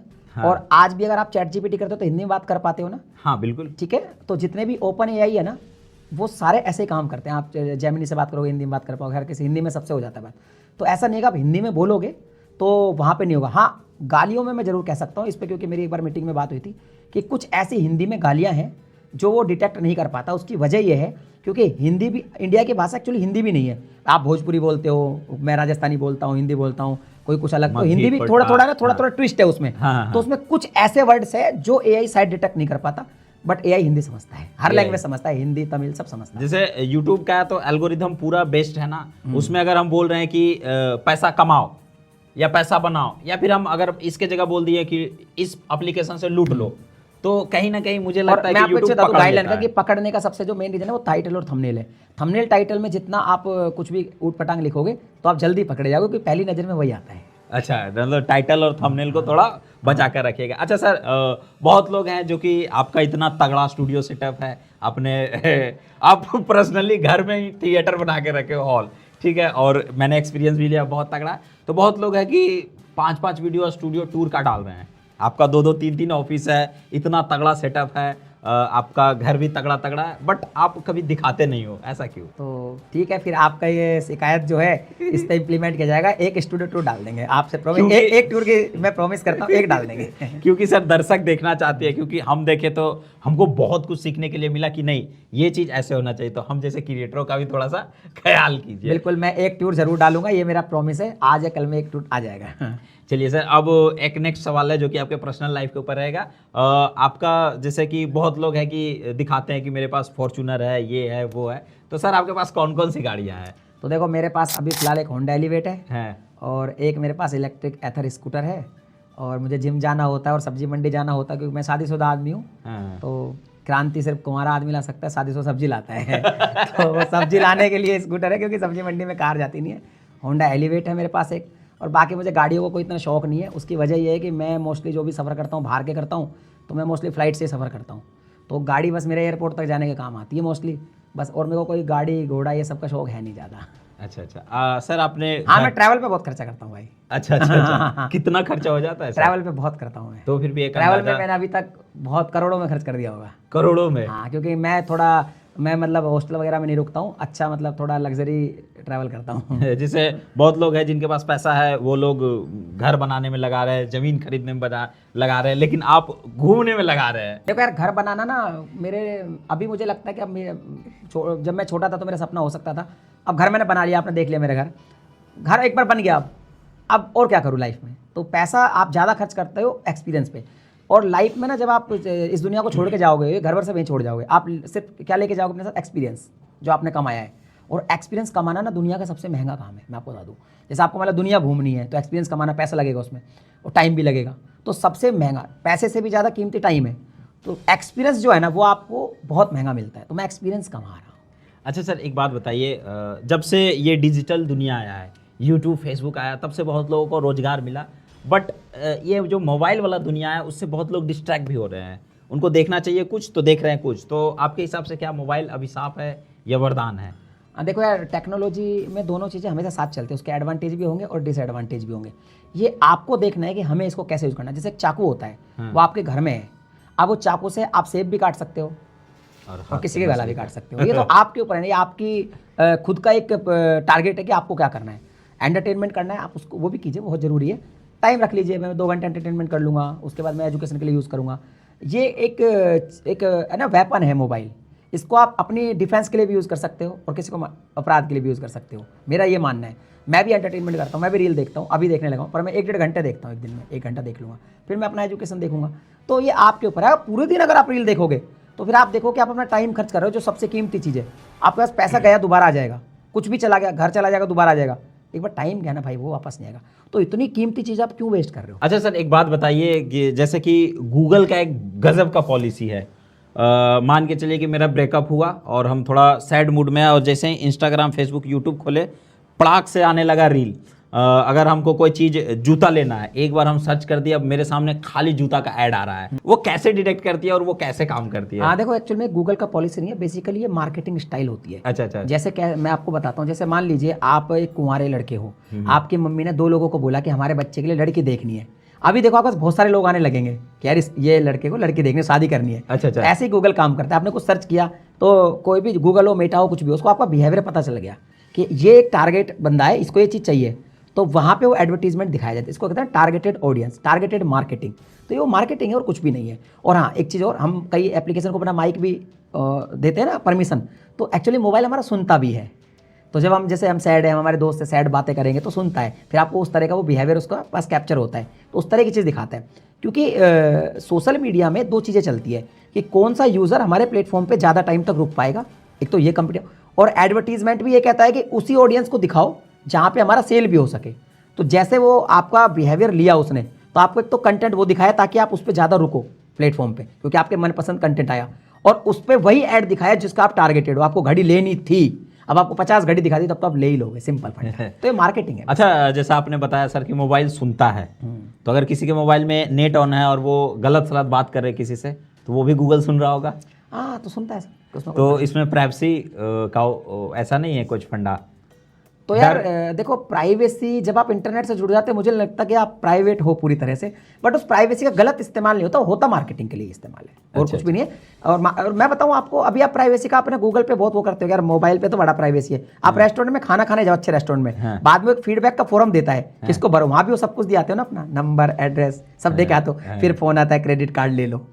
लेकिन वहां जब हम साइन कर रहे हैं, वहां में लगता है यार ये तो बड़ा एकदम लग्जरी फील आ रहा है, वहां क्यों नहीं सोच रहे यहाँ भी प्राइवेसी हो रहा है। अच्छा, जी, मतलब कहीं ना कहीं डाटा बिकता है, और डाटा बहुत महंगा होता है। अच्छा, कोई लोग ऐसे व्यक्ति है जो कि कहीं पे अपना आधार कार्ड दे देते हैं, सिम कार्ड दे देते हैं, तो कहीं ना कहीं उनके डाटा का किस प्रकार से गलत उपयोग किया जा सकता है? देखो, आधार कार्ड का बिल्कुल यूज किया जा सकता है गलत, तो मैं मोस्टली अपना ड्राइविंग लाइसेंस देता हूँ। अच्छा, तो ये मैं आपको बता दूं, दर्शकों को बोल दूं, जहां पे लगे कि आधार कार्ड के बिना कोई और आईडी से काम चल सकता है, वहाँ ड्राइविंग लाइसेंस दो, क्योंकि आधार कार्ड में फिर भी कोई मिसयूज हो सकता है। अब नहीं होगा, लेकिन सिम वगैरह का तो मिसयूज नहीं होगा, क्योंकि आजकल फिंगरप्रिंट से, पर फिर भी। और एक चीज़ और भी है कि अगर ऐसे होटल वगैरह में आप अपना आईडी दे रहे हो, तो मैं तो क्या आईडी की फोटोकॉपी लिख देता हूँ कि ये आईडी मैंने होटल पर्पज के लिए दी है। अच्छा, उस पर लिख दो, झंझट खत्म। अच्छा, झंझट। हाँ, वैसे तो आजकल ओटीपी और फिंगरप्रिंट वाला सीन है, तो अभी वैसे सेफ है सब कुछ, बट फिर भी मुझे पर्सनली ऐसा लगता है, ये गलत भी हो सकता हूँ, मैं सही भी हो सकता हूँ, कि मेरे को लगता है कि यहाँ पे आधार कार्ड के बिना कोई और आईडी से काम चल सकता है, तो मैं फिर ड्राइविंग लाइसेंस देता हूँ। अच्छा, जैसे कि टेक्निकल योगी जो हैं, यानी कि आप हैं, किसी भी चीज़ के लिए कोई भी ऑडियंस से पैसे की डिमांड नहीं करते हैं, बट फिर भी आपके नाम पर कभी कभी स्कैम हो जाता है। उन स्कैमर्स को आप क्या सलाह देना चाहिएगा, और दर्शकों को क्या बताना चाहिएगा? देखो यार, स्कैमर को तो हम सलाह दे ही नहीं सकते, क्योंकि उन्होंने तो अपनी सलाह, हिदायत। हाँ, तो स्कैमर के लिए मैं ये कि अभी जैसे अपन बात कर रहे थे बैकएंड में बैठ के, मैं बहुत जल्दी एक कुछ ऐसा टैग लेके आऊँगा जिसमें मैं कुछ टाइम अपनी ऑडियंस को दूंगा, जिनसे मेरी डायरेक्ट बात हो पाएगी ऑडियंस से, तो वो जो स्कैमर है वो बच जाएंगे, और मैं एक मिनिमल फीस रख लूंगा, ताकि मेरे पास ज़्यादा भीड़ भी ना हो, मैं उसको हैंडल कर पाऊँ, और जो मैं टैग बनाऊँ उसमें जो खर्चा होगा वो भी उसमें निकल जाए। तो मैं सोच रहा हूँ कि 1 घंटा या 2 घंटे डेली अपनी ऑडियंस को दूंगा, ताकि डायरेक्ट ही मुझसे बात हो, क्योंकि जब मैं बात ही नहीं कर पाऊंगा किसी से, मेरा कॉन्टैक्ट नहीं होगा, तो अब उसी गैप को ढूंढ के वो स्कैमर फायदा उठाते हैं। अच्छा, तो वो मुझे भी लगता है, तो मैं आने वाले टाइम में ये करने वाला हूँ। चलिए, अब जितने भी दर्शक जो कि क्रिएटर बनना चाहते हैं, यूट्यूबर बनना चाहते हैं, और वो इतना ज़्यादा कंटेंट को कंज्यूम कर लेते हैं कि वो पूरा कंफ्यूज हो जाते हैं, और वो खोजते हैं कि हमको चाहिए यूट्यूब का परफेक्ट कोर्स, हमको चाहिए ऐसी वीडियो जो एक वीडियोज़ में मास्टरपीस हो और एकदम A to Z नॉलेज मिल जाए। तो अब हम सीधा सवाल करेंगे यूट्यूब से रिलेटेड, और ऐसे ऑडियंस जो कि एज ए नया, या फिर वैसे क्रिएटर जिनका चैनल ऑलरेडी बूस्ट है, एक समय पर आकर डेड हो जाता है, या फिर टाइटल टैग एल्गोरिथम के बारे में ही बात करेंगे। तो सबसे पहले आप हमारे दर्शकों को ये बताइए कि क्या एक क्रिएटर के लिए जो उनके पास ऑलरेडी एक चैनल पड़ा हुआ है, बना हुआ है, उस पर एज ए न्यू क्रिएटर की तरह स्टार्ट करना चाहिए, या फिर अगर आपको अभी अभी स्टार्ट कर रहे हो तो आपको एक नए चैनल के ऊपर स्टार्ट करना चाहिए? देखो, इसमें 2-3 चीज़ें हैं कि यूट्यूब नए चैनल को ज़्यादा बूस्ट करता है, ये शुरू से उसकी पॉलिसी है, और करना भी चाहिए। अगर नहीं करेगा तो फिर तो नए यूट्यूबर आएंगे नहीं। तो अगर आपको लगता है कि जो पुराना चैनल है और वो अब काफ़ी टाइम से आप काम नहीं कर रहे, 6-7 महीने से काम नहीं कर रहे, उस पर जब आप काम करना शुरू करोगे तो वो भी आपका ग्रो हो जाएगा, ऐसी बात नहीं है। और नया बनाओगे वो हो सकता है थोड़ा सा 1% ज़्यादा ग्रो हो जाए। अच्छा। लेकिन दोनों पे आपको काम जीरो से करना पड़ेगा अगर ऑडियंस नहीं है तो। लेकिन होता क्या है कि जब आप भी नया चैनल बनाता है तब तो उसे लगता है कि मैंने जीरो से शुरू किया है, तो इसमें मुझे भी ग्रो करने में टाइम लगेगा। लेकिन जब कोई पुराना चैनल है जो पहले से अच्छा चल रहा था, इस पर मैं 6 महीने से काम नहीं कर रहा, अब ये डेड हो गया, अब मैं जब इस पर काम करता हूँ और मुझे तुरंत रिस्पॉन्स नहीं मिलता, तो मेरा माइंडसेट ऐसा है कि मुझे लगता है कि यार मेरे को ये चैनल ग्रो हो नहीं रहा जल्दी। वो ये माइंडसेट नहीं कि इसको भी अब मैं जीरो से ही कर रहा हूँ शुरू। अच्छा। तो ये माइंडसेट से काम करना पड़ेगा आपको, चाहे पुराने पे काम करो नए पे। अगर आप नया बना सकते हो वेल एंड गुड है। लोग क्यों नया नहीं बनाते उसका भी एक वजह है, उनको लगता है मेरा पुराना तो मोनेटाइज है, नया को मोनेटाइज करना पड़ेगा। लेकिन भाई दोनों जीरो से शुरू होंगे, वहाँ भी उतनी मेहनत करनी पड़ेगी, यहाँ भी।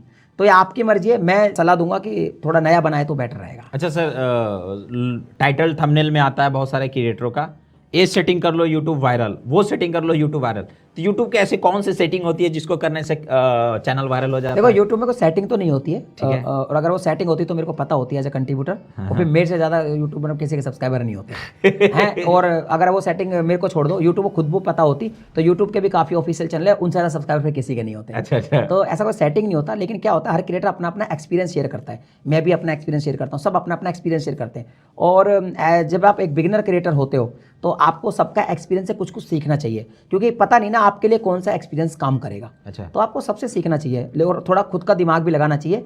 डायरेक्ट ये नहीं किसी ने कुछ बोल दिया तो करना चाहिए। और रही बात अपडेट की, तो अपडेट आप हमसे ले लीजिए, हम ऑथेंटिक अपडेट देते हैं। और क्योंकि हम गलत दे भी नहीं सकते। सही बात है। अच्छा सर, वैसा कुछ इंपॉर्टेंट सेटिंग्स जैसे कीवर्ड वगैरह कुछ होता है जो कि नए यूट्यूबर को अप्लाई करना चाहिए, या फिर जिनका चैनल ऑलरेडी काम कर रहे नहीं चल रहा है तो वो कुछ इन प्रकार के सेटिंग्स को इम्प्लीमेंट कर सकते हैं? तो उस पर यूट्यूब का क्या बेसिक जानकारी होना चाहिए लोगों को जब यूट्यूब पे आप आते हो। जब आप कुछ भी करो, जैसे कुकिंग करो तो आपको बेसिक जानकारी होनी चाहिए कि कितनी मिर्ची डालूंगा, कितना वो कड़ा हुआ होगा, कितना नमक डालूंगा तो कितना वो खारा हो जाएगा, सॉल्टी हो जाएगा। तो बेसिक जानकारी के लिए मैंने जो मेरा दूसरा चैनल क्रिएटर गाइड बनाया हुआ है उसमें प्योर बेसिक जानकारी देता हूँ, बहुत बेसिक, जो एक बिगिनर यूट्यूबर के लिए बढ़िया है।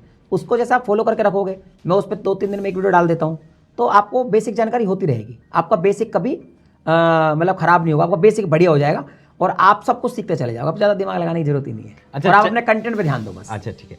चैनल के कीवर्ड वगैरह के बारे में क्या लोगों के लिए ये रिक्वायरमेंट है, या फिर बिना कीवर्ड के भी कभी कभी चैनल वायरल हो जाता है? तो देखो, हाँ हो जाता है दोनों तरह से। कीवर्ड भी डाल दोगे तो बढ़िया। देखो जैसे क्या होता है कि जैसे एक तो क्या होता है कि मैं आपको सिर्फ अपने घर की लोकेशन भेजता और एक मैं आपको साथ में एड्रेस भी लिख के भेज देता। अच्छा। तो अब मैं ओनली एड्रेस भेजूंगा तभी भी आप मेरे घर पहुंच जाओगे, और लोकेशन भेजूंगा तभी भी आप मेरे घर पहुंच जाओगे। लेकिन अगर मैं आपको दोनों दूं तो आपके लिए थोड़ा ईजी हो जाएगा।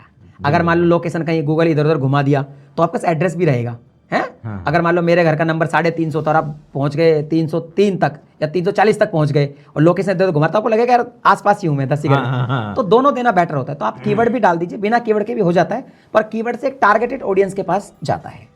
अच्छा, कहीं ना कहीं बहुत लोग के मन में ये डाउट रहता है कि हम टेक्निकल योगी सर से चैनल बनवा लेंगे तो वायरल हो जाएगा, मनोज दे से चैनल बनवा लेंगे तो वायरल हो जाएगा। तो क्या वो चैनल खुद बनाकर काम कर सकते हैं, या आप लोग बनाते हैं तो कुछ स्पेशल होता है? मैं तो किसी का चैनल नहीं बनाता हूं और ऐसा कभी होता नहीं है वायरल। और जो लोगों को ये लगता है ना कोई दूसरा करेगा तो हम वायरल होंगे, वो कभी वायरल होंगे भी नहीं। अच्छा। ये वही लोग हैं जिनको खुद पे भरोसा नहीं है। अच्छा अच्छा। तो ये चीजें तो खुद पे भरोसा करो, सीखो। मैं तो कहता हूँ हर चीज खुद से करके देखो, जितना आप कर करके सीखते हो। मैं भी इंजीनियर नहीं हूँ, लेकिन फिर भी मैं गूगल में हूँ, कंट्रीब्यूटर हूँ गूगल में, वहाँ जाता हूँ और ना सॉफ्टवेयर इंजीनियर सारे गूगल में, लेकिन मैंने कर करके सीखा है। अच्छा। जब आदमी कर करके सीखता है ना चीज़ों को, वो ज़्यादा अच्छा सीखता है, मेरे को ऐसा लगता है। अच्छा सर, एक बात बताइए, एज ए वीडियो क्रिएटर आपने बहुत सारा एक्सपीरियंस किया है और आपको 8, 9, 10 साल का एक्सपीरियंस भी है। तो लोगों के वीडियोस में, जैसे लोग कोई स्टार्ट करना चाहते हैं, बहुत लोग कॉमेडी बनाते हैं, बहुत लोग एजुकेशनल कंटेंट बनाते हैं, कोई लोग फनी कंटेंट बनाते हैं, तो कंटेंट में सबसे बेस्ट उनको किस प्रकार से स्टार्ट करना चाहिए, और कंटेंट का सबसे जो इंपॉर्टेंट पार्ट है वो क्या होता है? हाँ देखिए, कंटेंट का सबसे जो इंपॉर्टेंट पार्ट है वो आपका थंबनेल होता है मेन तो। अच्छा। और आपका टाइटल होता है। ठीक है। लेकिन ये काम जब करेगा जब आपका वीडियो अच्छा होगा। अच्छा। अगर वीडियो अच्छा नहीं है तो दोनों काम नहीं करेंगे, बस थोड़ा क्लिक लेके आएंगे। जैसे मान लो मैंने बहुत अच्छी चाय बनाई, मैंने बहुत अच्छे कप में आपको दी, बहुत बढ़िया शानदार कप है, अब आपको लगा यार क्या चाय, यार क्या खुशबू आ रही, कप भी कितना शानदार है, आपने लिया, यहाँ तक तो लिया है ना आप, सिर्फ क्या टेस्ट नहीं है, उसमें चीनी नहीं डाली मैंने, तो मजा नहीं आएगा ना। नहीं। तो सब चीज़ का मिश्रण है, बट आपका सबसे पहले टाइटल थंबनेल काम करता है, उसके बाद आपका कंटेंट इंगेजिंग होना बहुत जरूरी है। और मैं कहता हूँ कंटेंट ऐसे ही मत बनाओ, उसके लिए पूरी प्लानिंग करो, थोड़ा सीख लो, थोड़ा सब्र रखो, पेशेंस जरूरी है। पैशन के साथ पेशेंस को अगर मिला दोगे ना यार, जीत जाओगे। अच्छा अच्छा। अच्छा सर, तो कंटेंट को इंगेजिंग बनाने के लिए ऑडियंस को क्या करना चाहिए? क्या एडिटिंग में मेहनत करके हाईलाइट पार्ट को आगे लगाना चाहिए, या फिर अगर वो कोई कॉमेडी क्रिएटर हो तो उनको सिस्टमेटिक ढंग से एक कहानी बनाना चाहिए, या फिर उनको वीडियोज ही ऐसे भारी लैंग्वेज के साथ स्टार्ट करना चाहिए जहां से ऑडियंस फंसे? देखो, ऑडियंस को फंसाना नहीं है हमको लेकिन ऑडियंस को एंगेज करने के लिए सबसे अच्छा आप एक अच्छे स्टोरी टेलर होने चाहिए। अच्छा। अगर आप एक स्टोरी क्रिएट करके खुद से को रिलेट करके कुछ ऐसी चीज, कोई भी बात आप इस तरह कह रहे हैं कि ऑडियंस खुद को रिलेट कर पाए उस चीज से, तो ज्यादा एंगेजिंग हो जाए। अब बहुत लोग काम कर रहे हैं, अब उनको लगता है कि टाइटल लिखने का सही तरीका क्या होता है? बस सिंपल सी बात है, 2 कीवर्ड में टाइटल लिख दो, एक कीवर्ड थोड़ा कैची हो और एक सर्चिंग वाला हो। अच्छा। और लॉन्ग टेल कीवर्ड का यूज करो।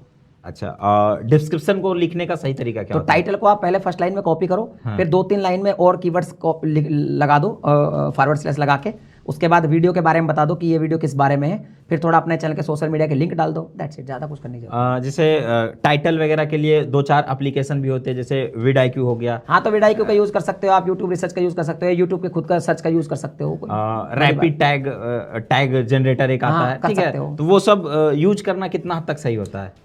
मतलब टैग का तो मिनिमल रोल है, यूट्यूब में ज़्यादा रोल है नहीं, और वो क्या करते हैं, डेटा को इकट्ठा करके देते हैं वो लोग। हम देखो, थोड़ा हम सोचेंगे तो हम भी लिख देंगे वो कीवर्ड, वो हमें तुरंत ला के दे देगा, बस और कुछ नहीं है, ज़्यादा कुछ होता नहीं है, वो डेटा से ही कलेक्ट करके आपको निकाल के दे देता है। थंबनेल का क्या रोल होता है? थंबनेल का रोल बहुत होता है, क्योंकि थंबनेल ही तो वो चीज़ इस पर क्लिक होगा।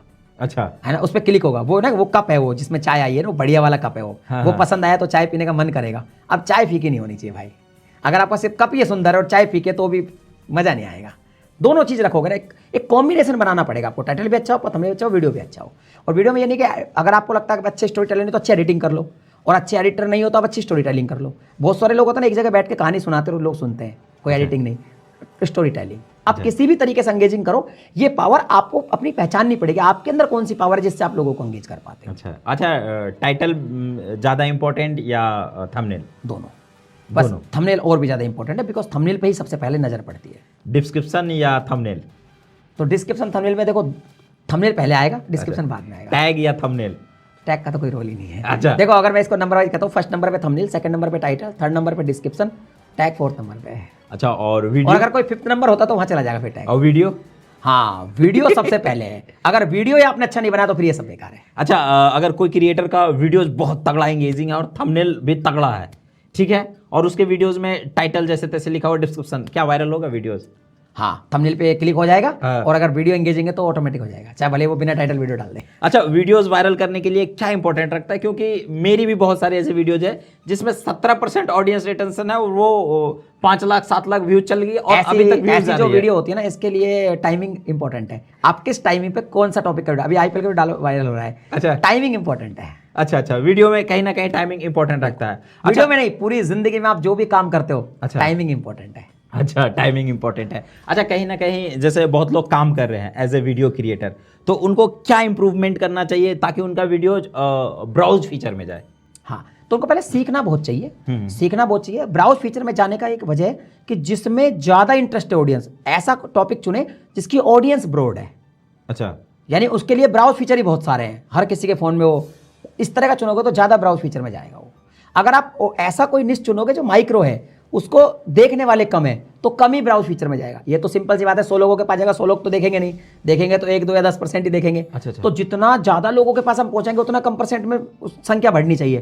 तो ऐसा ही टॉपिक चुनो जिसकी ऑडियंस ब्रॉड हो। जैसे माकुम चल रहा था तो हर आदमी माकुम में देखना चाहता था। अच्छा। तो माकुम पे देखो जितनी वीडियो बनी 100 मिलियन। हाँ, ये एक दो मेरे दोस्त है जिनके 100 मिलियन यही रीजन है। आप ऑडियंस से ब्रॉड चुनो। अच्छा, कहीं ना कहीं जैसे हम जैसे क्रिएटर, बहुत लोग टेक वीडियोस बनाते हैं और बहुत लोग कॉमेडी क्रिएटर है। अब दोनों में डिफरेंट क्या है? किनको किस टाइप का कंटेंट बनाना चाहिए? जैसे एक कॉमेडी क्रिएटर है और वो क्या कर रहे हैं कि डिस्क्रिप्शन में टैग में भर दे रहे हैं, अपने वीडियोज को सर्च में भेजने का प्रयास कर रहे हैं। उनके समझ गया मैं आपका सवाल। देखो, कॉमेडी वीडियो में सर्च का कोई रोल नहीं है। आपने कभी कॉमेडी वीडियो सर्च करके देखी है? नहीं। तो कॉमेडी वीडियो में थंबनेल और आपका वीडियो, ये दो ही मेन इंपॉर्टेंट है। इसमें कीवर्ड का कुछ ज़्यादा रोल नहीं है।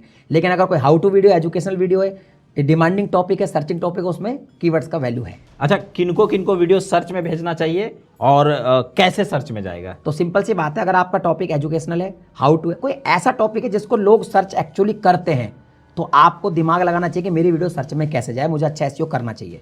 और अगर मेरी वीडियो एंटरटेनमेंट वाली है तो फिर मेरे को थंबनेल और वीडियो में ही दिमाग लगाना चाहिए, क्योंकि इसको सर्च कोई करेगा नहीं। ज़्यादा कोई लिखेगा कॉमेडी वीडियो, फनी वीडियो, ज़्यादा तो कुछ लिखेगा नहीं। अच्छा। तो उसको फिर अपने को वीडियो में ही दिमाग लगाना चाहिए। अच्छा, कहीं ना कहीं सर, यूट्यूब को कैसे स्टार्ट करना चाहिए? एज ए करियर लेना चाहिए, एज ए बिजनेस लेना चाहिए, या फिर एज ए अर्निंग मशीन लेना चाहिए, पैसे कमाने की मशीन? मैं कहता हूँ तीनों लेना चाहिए, लेकिन स्टार्टिंग में आपको ये देखना चाहिए सबसे पहले कि मेरी कैपेसिटी क्या है। जरूरी नहीं है कि हर आदमी यूट्यूबर बन के पैसा कमाए, और भी तरीके पैसा कमाने के। तो आपको पहले देखना है कि क्या मेरे लिए यूट्यूब सही है। यूट्यूब एक्चुअली पैसा कमाने की मशीन है ही नहीं। यूट्यूब का टैगलाइन है ब्रॉडकास्ट योरसेल्फ। अब अपने आप को ब्रॉडकास्ट कर रहे हो तो आप खुद को देखो कि जब मैं खुद को ब्रॉडकास्ट करूंगा तो क्या लोग मुझे पसंद करेंगे? क्या मैं लोगों की कोई प्रॉब्लम सॉल्व करूंगा? क्या मैं लोगों को एंटरटेनमेंट कर पाऊंगा? क्या मैं लोगों को मोटिवेट कर पाऊंगा? क्या मैं लोगों को कुछ सिखा पाऊंगा? अगर इन चारों में से आप कोई भी चीज़ एक कर पाते हो तो आपको स्टार्ट कर देना चाहिए। अच्छा, एज ए क्रिएटर लोग कैसे मोटिवेट रहे? क्योंकि एक समय आने के बाद बहुत लोग डीमोटिवेट हो जाते हैं या कंसिस्टेंसी नहीं रख पाते हैं। वो कैसे मोटिवेट रखे अपने आप को? देखो, यूट्यूब को पैसा कमाने की मशीन कभी नहीं समझना चाहिए। अगर 2-3 महीने पैसा नहीं आएगा आप डीमोटिवेट हो जाओगे। यूट्यूब का एक ही फंडा है कि आपको यहाँ पे नए नए एक्सपेरिमेंट करने हैं, गिव अप जल्दी नहीं करना है, और आपको अपने को निखारते रहना है, ऑडियंस को समझते रहना है। ऑडियंस को समझते रहो, खुद को निखारते रहो, कंटेंट इंप्रूव करते रहो और कंटेंट बनाते रहो, 100% में सफल हो जाओगे। अच्छा, एज ए वीडियो क्रिएटर आपने भी अपने चैनल पर बहुत ज़्यादा एक्सपेरिमेंट किया। जैसे पहले आप कभी कभी एसी वगैरह का भी आपने वीडियोस डाला है, ठीक है, वो भी टेक कैटेगरी के अंदर आता है। फिर आपने यूट्यूब का टिप्स देना स्टार्ट किया। मनोज दे का भी वीडियो जस्ट ऐसे ही था कि वो मोबाइल के बारे में सिखाते थे, फिर वो यूट्यूब के बारे में बताने लगे। तो कहीं ना कहीं कैटेगरी कितना इंपॉर्टेंट रखता है और मिक्स करने से चैनल पे क्या फर्क? देखो वो जमाना ऐसा था कि उसमें मिक्स चलता था। अच्छा। अब कैटेगरी इंपॉर्टेंट है, नीश ऑडियंस है तो अब आपको एक नीश चुनकर ही चैनल बनाना चाहिए। उस टाइम मिक्स था, हमने बहुत कुछ डाला और सब कुछ चला हमारा। सुजाता मिक्सी का अनबॉक्सिंग में मेरे चैनल पे वायरल हुआ है, मैं क्या कर सकता हूँ। लैपटॉप कैसे रीसेट करते हैं उस पर भी मिलियन व्यूज है। तो वो जमाना था जब चलता था। नीच कितना हाँ। इंपॉर्टेंट है?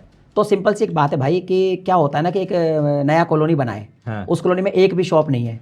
मैं आया, मैं एक नया बिजनेसमैन हूँ, मैंने एक शॉप डाली तो मैंने डिपार्टमेंटल स्टोर खोल दिया और मैंने सब कुछ भर दिया उसमें। सब कुछ बेच रहा हूँ मैं, सब्जी बेच रहा हूँ, कोको कोला भी बेच रहा हूँ, सब कुछ ले जाओ मुझसे, दूध भी ले जाओ, सब कुछ ले आओ, सब लोग आएंगे मेरे पास। लेकिन अभी मैं कोई एक ऐसी कॉलोनी में एंट्री कर रहा हूँ, वहाँ पे ऑलरेडी बहुत सारी दुकान है। तो यहाँ पे मैं कंपटीशन कैसे लड़ सकता हूँ? मुझे एक नीश चुनना पड़ेगा कि यार इस चीज़ को लेने के लिए तो मेरे पास ही आना भैया। अच्छा अच्छा। तो बस आज वो कंपटीशन हो गया है तो आपको एक नीश चुनना चाहिए आज के टाइम में। उस टाइम सब कुछ चलता था तो हम लोग सब कुछ चला देते थे। अच्छा, कहीं ना कहीं एज ए आप एक वीडियो कंट्रीब्यूटर हैं, आपको यूट्यूब के एल्गोरिदम के बारे में अच्छे से पता है, आप अच्छी जानकारी देते हैं। और एज ए अगर कभी लोग यूट्यूब में फंसे या यूट्यूब पर कोई ऐसा बवाल मच गया कि सब पे स्ट्राइक पड़ रहा है, ये पड़ रहा है, तब लोग टेक्निकल योगी की वीडियोस देखते हैं और तब टेक्निकल योगी की वीडियोस बूस्ट मारती है। लेकिन कहीं ना कहीं सारा एल्गोरिदम आपको पता है कैसे काम कर रहा है, क्या नए फीचर्स आएंगे, ये सारा चीज आपको पता है। बट फिर भी कुछ ऐसी वीडियोस होती हैं जिसमें जब तक अपडेट नहीं आता या कुछ इमरजेंसी नहीं आता तब तक आपकी वीडियोस औरों से कम चलती है। कुछ कुछ आप ही के औरों से कम, वो सिर्फ थोड़े टाइम के लिए चलती है। मैं एक्चुअली मेरे चैनल पर दो तरह के कंटेंट बनाता हूँ। अच्छा। एक होता है एवरग्रीन कंटेंट जो मेरा लंबे टाइम तक चलता रहता है, और एक होता है ट्रेंडिंग जो अपडेट्स आती हैं। तो अपडेट्स वो मेरा ट्रेंडिंग टॉपिक है और जो नॉर्मल टॉपिक है वो मेरा एवरग्रीन टॉपिक है। तो मैं आपको बताऊं, ट्रेंडिंग टॉपिक मुझे 1 वीक या 2 वीक तक पैसा कमा के देता है, और एवरग्रीन टॉपिक वो है जो मैंने 5 साल पहले बनाया, मुझे आज भी पैसा कमा के दे रहा है। अच्छा। तो आदमी को लगता है कि 24 घंटे 48 घंटे में कम व्यूज आए, लेकिन आप 1 साल बाद देखो ना उस पर। मैंने सुजाता मिक्सी का एक मिक्सी खरीदा, तो मैंने एक बंदा मेरे पास आया, वो मेरे से पूछने लगा भाई बता इसमें क्या होता है, तूने सुजाता क्यों खरीदा? उस दिन मुझे लगा यार एक काम करता हूँ, वीडियो बना देता हूँ। ऐसे और भी तो लोग होंगे जिनको ये सब समझना होगा कि मैंने सुजाता ही क्यों खरीदा महंगा होने के बाद, महाराजा क्यों नहीं खरीदा। तो मैंने उस पर वीडियो बना के डाल दिया, उस पर 2200 व्यूज आए। अच्छा। 2190 व्यूज आए। अच्छा। मैं मुंबई चला गया, कोई बात नहीं, अभी मैं देखता हूँ उस पर 1.25 लाख व्यूज हो गए। अच्छा। तो कुछ टाइम के लिए एवरग्रीन टॉपिक मेरा बाद में बहुत चलता है। अच्छा, कहीं ना कहीं सर यूट्यूब के गुरु आप भी हैं, एक धर्मेंद्र सर हैं बिहार के जिनको सब यूट्यूब के गुरु मानते हैं। तो वो कहीं ना कहीं उनके व्यूज़ अचानक डाउन हो गए, ठीक है, और आप लोग से पीछे मनोज दे स्टार्ट किए थे, अब उनका सब्सक्राइबर बेस भी ज़्यादा हो गया, उनके व्यूज़ भी एवरेज ज़्यादा आ रहे हैं। तो कहीं ना कहीं इसके पीछे क्या हो सकता है यूट्यूब? देखो यार, धर्मेंद्र सर का काम करने का तरीका अलग है, मेरा काम करने का तरीका अलग है, मनोज जी का काम करने का तरीका अलग है। अच्छा। आपने देखा मनोज जी बहुत पर्सनल लाइफ शो करता है, हाँ। तो लोग उसे रिलेट करते हैं। मैं अपनी पर्सनल लाइफ शो नहीं करता ज़्यादा, मेरे अपने काम से पहचान बनानी है मेरे को सब नहीं करना वो सब, ठीक है। मैंने आपको मेरी स्टोरी सुना दी आज। हाँ। ये आपने देखा होगा, जब तक मैंने अपनी स्टोरी कभी सुनाई भी नहीं है ज़्यादा। हाँ। मेरे को मेरे काम से पहचान बनानी थी। धर्मेंद्र सर भी अच्छा काम करते हैं, वो बीच बीच में क्या कंसिस्टेंसी ब्रेक हुई है उनकी, तो वहाँ थोड़ा उनको लैग मिला है। पर बहुत बढ़िया आदमी है, बहुत ही प्यारे इंसान है भाई साहब। मैं तो उनके घर जाके मिल के आया था, और मतलब बहुत ही प्यारे आदमी है। अच्छा, यूट्यूब की वीडियो सभी क्रिएटर बनाते हैं, जैसे टेक चैंपियन सपोर्ट, टेक्निकल योगी यानी कि आप, मनोज दे, धर्मेंद्र सर, और जुन्नू की टेक, और भी ऐसे पता नहीं कितने क्रिएटर हैं। तो एज ए यूट्यूबर आप अपना कंपटीटर किसको मानते हैं? यार मेरा ऐसा कोई कंपटीटर नहीं है, ऐसा कि कोई मेरा किसी से कंपटीशन है ही नहीं। अच्छा। मेरा किसी से मैं सही कंटेंट बनाता हूँ, और मैं कई बार वीडियो सबसे पहले मैं ही बना देता हूँ। हाँ। तो मैं किसी का कंप्यूटर हो सकता हूँ, मैं ऐसे किसी वजह से कंप्यूटर देखता नहीं हूँ। किसी से क्या ही कम्पीट करे, सब मेरे फोन में है, किसी को फोन सब अपना अपना कम है। मुझे लगता है कि सबको है ना मिलजुल के रहना चाहिए, इसमें कोई कंपटीशन कुछ नहीं होता है, कोई ऐसा रेस नहीं लगी हुई है। और मैं अगर रेस लग रही है तो मैं उस दौड़ में नहीं हूँ। अच्छा। मैं सुकून वाला मस्त आदमी हूँ। अच्छा, कहीं ना कहीं आपने एक चीज़ जो अभी बहुत तगड़ा रिवील किया, और ये मैं आगे आपसे पूछने ही वाला था कि धर्मेंद्र सर का चैनल डेड हो गया क्योंकि उन्होंने कंसिस्टेंस नहीं रखा। तो YouTube पे कंसिस्टेंसी कितना इंपॉर्टेंट है और कितना मैटर करता है? देखो YouTube पे धर्मेंद्र सर का 2 ही प्रॉब्लम है, एक तो कंसिस्टेंसी जो बहुत ज़्यादा इंपॉर्टेंट है। हाँ। YouTube पे नहीं भाई साहब, हर जगह इंपॉर्टेंट है। अगर आप एक दुकान भी खोलोगे और दुकान पे कस्टमर आ रहा है, फिर कभी उनको बंद मिल रहा है, कभी खुला मिल रहा है, कभी बंद कभी खुला, तो आना बंद कर देगा थोड़े दिन बाद। कंसिस्टेंसी लाइफ में हर काम में जरूरी है। कंसिस्टेंसी में वो ताकत है जो आप सोच नहीं सकते। आपने देखा होगा ना, रस्सी जब वो कुएं से पानी खींचते हैं, वो रस्सी बार बार कंसिस्टेंट चलती रहती है, तो पत्थर में भी दरार डाल देती है वो। हाँ। है ना, एक बूंद पानी की टपकती रहती है ना, वो पत्थर में छेद कर देती है। कंसिस्टेंसी में इतनी ताकत है, तो कंसिस्टेंसी तो बहुत जरूरी है। दूसरा उनका ये भी है कि वो अपने आप कंटेंट को बार बार इंप्रूव नहीं कर पाए। उन्हें लगा कि जैसा चल रहा है चलने दो, इंप्रूव करना बहुत जरूरी है। तो हम लोगों ने जैसे इंप्रूव किया है, अगर हमको लगता है कि ऐसा चलने दो तो हम क्यों इतना पैसा खर्च करते हैं, फिर हम इंप्रूव करते ही नहीं। तो बस कुछ भी नहीं है, लाइफ में हो आप यूट्यूब पे हो, लाइफ में हो, कहीं भी हो, कंसिस्टेंट रहो और इंप्रूव करते रहो बस। अच्छा सर, अगर आप पब्लिक को बताना चाहे कि आपने अपने कंटेंट को इम्प्रूव करने के लिए अब तक कितना पैसा खर्चा किया होगा, तो एक आंकड़ा। यार वैसे मानो तो मैंने तो एक 0 रुपया खर्च किया, क्योंकि मैं जब यूट्यूब पे आया मेरे पास 0 रुपया था। अच्छा। सब यहीं से कमा के यहीं खर्च कर दिया। अभी मेरा ये जो सेटअप है इसमें मैंने करीब, अभी मैं अगर आप पूछ रहे हो तो मैं करीब 1.5 करोड़ रुपए का इन्वेस्ट है। 1.5 करोड़ सेटअप यूट्यूब के पैसा से सारा। हालांकि ऐसा भी नहीं है कि मैं 5 लाख के सेटअप से भी अच्छे कंटेंट बना सकता था, ठीक है। बट क्योंकि मुझे इंप्रूव करना है तो बस मेरा वो है, तो मैं नई नई गैजेट्स वगैरह सब बाय करता रहता हूँ। चलिए अब वीडियो के कुछ इंपॉर्टेंट लास्ट पॉइंट पे बढ़ते हैं। अब बात करते हैं सबसे बड़ा सवाल कि आप 5, 6, 7, 10 साल का एक्सपीरियंस है आपका, तो यूट्यूब में ऐसी 5 गलतियां जो कि अभी के डेट में क्रिएटर कर रहे हैं और आपने स्टार्टिंग के डेट में किया था, अगर वो गलती आप नहीं करते तो आप और ज्यादा आगे होते, तो क्या इंपॉर्टेंट गलती है और लोगों को कौन सी गलती नहीं करनी देखो, चाहिए? सबसे पहली जो गलती है वो है पॉलिसी को ना समझना। ठीक है, पॉलिसी को समझना ही नहीं है कि भैया पॉलिसी जो बोल रही है वो तो बोल रही है, लेकिन मैं बहुत एक्स्ट्रा इंटेलिजेंट हूँ, मैं अपना दिमाग लगाऊंगा और पॉलिसी को कुछ नहीं फर्क पड़ेगा, उखाड़ दूंगा। हाँ, ये सबसे बड़ी गलती है। मेरे को भी एक स्ट्राइक बहुत पहले आई थी, अच्छा। करीब 8 साल पहले, उसके बाद से आज तक नहीं आई। 8 सालों से आपके चैनल पे एक भी स्ट्राइक नहीं? हाँ, 8 साल पहले एक स्ट्राइक आई थी बस खाली, और वहीं से उसी दिन मैंने पॉलिसी को पढ़ा, और उससे पहले मैं यूट्यूब पर कंटेंट डालता भी नहीं था। मैं यूट्यूब पे कंटेंट भी तभी डालने लगा, मैंने पॉलिसी को पढ़ा। एक तो पॉलिसी को ना समझना, दूसरा अपडेट और पॉलिसी जो नए फीचर आते हैं उनको इग्नोर कर देना। ठीक है, बिल्कुल इग्नोर कर देना। इग्नोर मार दिया, कोई भी बोले यार इग्नोर कर दिया। ना समझना और इग्नोर, ये दोनों चीजें अलग है। इग्नोर किया तो समझा भी नहीं, ये तो आपको करना ही नहीं है। अब बात करते तीसरी, प्लानिंग ना करना। कोई प्लानिंग नहीं है, बस चैनल बनाना है, चैनल बनवा लिया, भैया मेरा चैनल बना देना, आप बनाते हो तो वायरल हो जाता है, बस कुछ सीखना नहीं है। प्लानिंग नहीं करना सबसे बड़ी गलती है। आदमी प्लानिंग नहीं करोगे आप बैठ जाओगे। अब आती है अगली गलती, सीखना नहीं है, सीखना ही नहीं है। मैं आप भी डालूंगा कि कॉपीराइट पॉलिसी पूरा समझे, वीडियो पे व्यूज कम आएगा। हाँ। आप बोलोगे यार क्या वीडियो बनाते, क्यों बनाए, क्यों योगी जी पागल है कि ऐसा वीडियो बनाते क्यों है? हाँ। जब व्यूज ही नहीं आते तो नहीं, उस पर व्यूज आते हैं। आप 1 साल में देखो वीडियो वायरल मिलेगा। ये वीडियो लोग जब देखेंगे जब उनको स्ट्राइक प्रॉब्लम आएगा। तो जब कुआं तब मत खोदो जब आग लगी हो। अच्छा, पहले खोद के रखो, पॉलिसी को पहले ही समझ के रखो ना, वरना आपका चैनल जा सकता है। तो ये चीज़ है, तो ये बहुत जरूरी है, इंपॉर्टेंट है। अब कुछ गलतियां और बता देता हूँ। एक गलती है कि बहुत जल्दी डिमोटिवेट हो जाना, बहुत जल्दी गिव अप कर देना, बहुत जल्दी कि यार 1-2 महीना होगा हमारा कुछ हो नहीं रहा, 1-2 महीना हो गया हमारा कुछ नहीं। एक और गलती है शॉर्टकट यूज़ करना। हालांकि मैंने कभी शॉर्टकट अपनी लाइफ में यूज़ नहीं किया, लेकिन बहुत लोग करते हैं, शॉर्टकट यूज़ करते हैं। मैं सब फोर सब करूँगा, मैं उसको जाके लिखूंगा, मैं ऐसे कर दूंगा। कंटेंट पर दिमाग नहीं लगाना, ये बहुत बड़ी मिस्टेक है। और एक सबसे बड़ी गलती ये है कि स्टार्टिंग में ही लोग कोलैबोरेशन के लिए लोगों को कांटेक्ट करते हैं, व्हाट्सएप पे लिंक भेजते हाँ, हैं। करना चाहिए कोलैबोरेशन, अपने लेवल के करो। अच्छा। मेरे पास 10,000 सब्सक्राइबर, 5 लाख वाले को लिखूंगा, मेरे को रिप्लाई नहीं आएगा और मेरे को लगेगा बड़ा यूट्यूबर घमंडी होता है। अच्छा, गलती मेरा ही है। जब मेरे को 5 लाख हो मैं भी ऐसे ही करता हूँ, क्योंकि एक सिस्टम है ये। तो कोलैब करना, लेकिन उस यूट्यूब कम से कम खुद को देखना जरूर कि यार ये मेरे साथ यहाँ कोलैबोरेशन का एक पोटेंशियल है, वहीं पे जाके उनको जो है उनको लिखना। ये कुछ गलतियां हैं जो आपको शायद नहीं करनी चाहिए, क्योंकि अगर अब बड़े लोगों के साथ आप कोलैब करोगे Exactly. तो उनकी सब्सक्राइबर आपके पास आ जाएगी, फिर वो जाएंगे तो भाई आपका चैनल है गया। अच्छा, अब एक गलती और है जो सबसे बड़ी है, जो आदमी को कभी करनी ही नहीं चाहिए, ना लाइफ में, ना यूट्यूब में, ना किसी और चीज में। अच्छा, वो कभी नहीं करनी चाहिए आदमी को, कि अपने काम से बेईमानी कभी नहीं करनी है। अच्छा, अपने काम से ऑनेस्टी रखनी है। जितना आप काम के प्रति ऑनेस्ट रहोगे, काम के प्रति ऑनेस्ट, मेरे को आज 2 वीडियो बनाना है तो बनाना है, इसमें कोई बेईमानी नहीं। जितना आप काम के प्रति ऑनेस्ट रहोगे, इस YouTube को as a career, as a job की तरह लेके चलोगे, आप सक्सेस हो जाओगे। ऐसे ही लेके चलोगे तो ऐसे ही चलता रहेगा। अच्छा, अब ये थे 5 गलती। अब ऐसे 5 टिप्स जो आज नए क्रिएटर या पुराने क्रिएटर जिनका चैनल डेड हो रहा है, वो इस 5 टिप्स को फॉलो करके अगर अपने चैनल को ग्रो करना चाहे तो वो कौन सा टिप्स आप सलाह देना चाहिएगा? पहला टिप तो ये है कि जब आपको लगे कि दुनिया आपको सुना रही है, जब आपके दिन खराब चल रहे हैं, तो उनकी नहीं सुनने का, ठीक है, अपने को अपना ही करने का है और सोचने का है कि इनको रिप्लाई नहीं देने का, काम मेरा रिप्लाई देगा, इससे आपको मोटिवेशन मिलेगा। दूसरा एक टिप, किसी भी अपने कंपटीटर, जो आपका कंपटीटर है, अगर आपको लगता है कि ये मेरे कैटेगरी में सबसे बड़ा क्रिएटर है, उससे खुद को कंपेयर मत करो, क्योंकि जो आप उसका देख रहे हो उसका रिजल्ट है और आप अभी एफर्ट शुरू कर रहे हो। अपने एफर्ट से सामने वाले का रिजल्ट कभी कंपेयर नहीं करना चाहिए, क्योंकि उसको जो रिजल्ट मिल रहा है आपको मिलेगा बहुत देर बाद। अभी तो आपने एफर्ट स्टार्ट किया है, उसके अगर करना ही है तो उसका जो स्ट्रगल है, उसका जो एफर्ट है, उससे कंपेयर करो हमेशा, तो आप हमेशा मोटिवेशन में रहोगे। ठीक है। तीसरा टिप ये है कि आप जो भी कर रहे हो, कोई भी कंटेंट आप चुन रहे हो, कुछ भी कर रहे हो, उस पर पूरी तरह एकदम डीप जाना कि इस निश पे मैं कितना काम कर सकता हूं, मेरा इंटरेस्ट कितना है, क्या ये इस पे मैं पूरी जिंदगी काम कर पाऊंगा? क्या मुझे इसको बनाने में मजा आएगा, या सिर्फ मैं इसलिए कर रहा हूँ कि इसमें पैसा आएगा? फाइनेंस कैटेगरी में पैसा, लेकिन मेरे को फाइनेंस में मजा नहीं आता, फिर भी मैं बना रहा हूँ, मेरा मिस्टेक है, नहीं करना ये, ठीक है।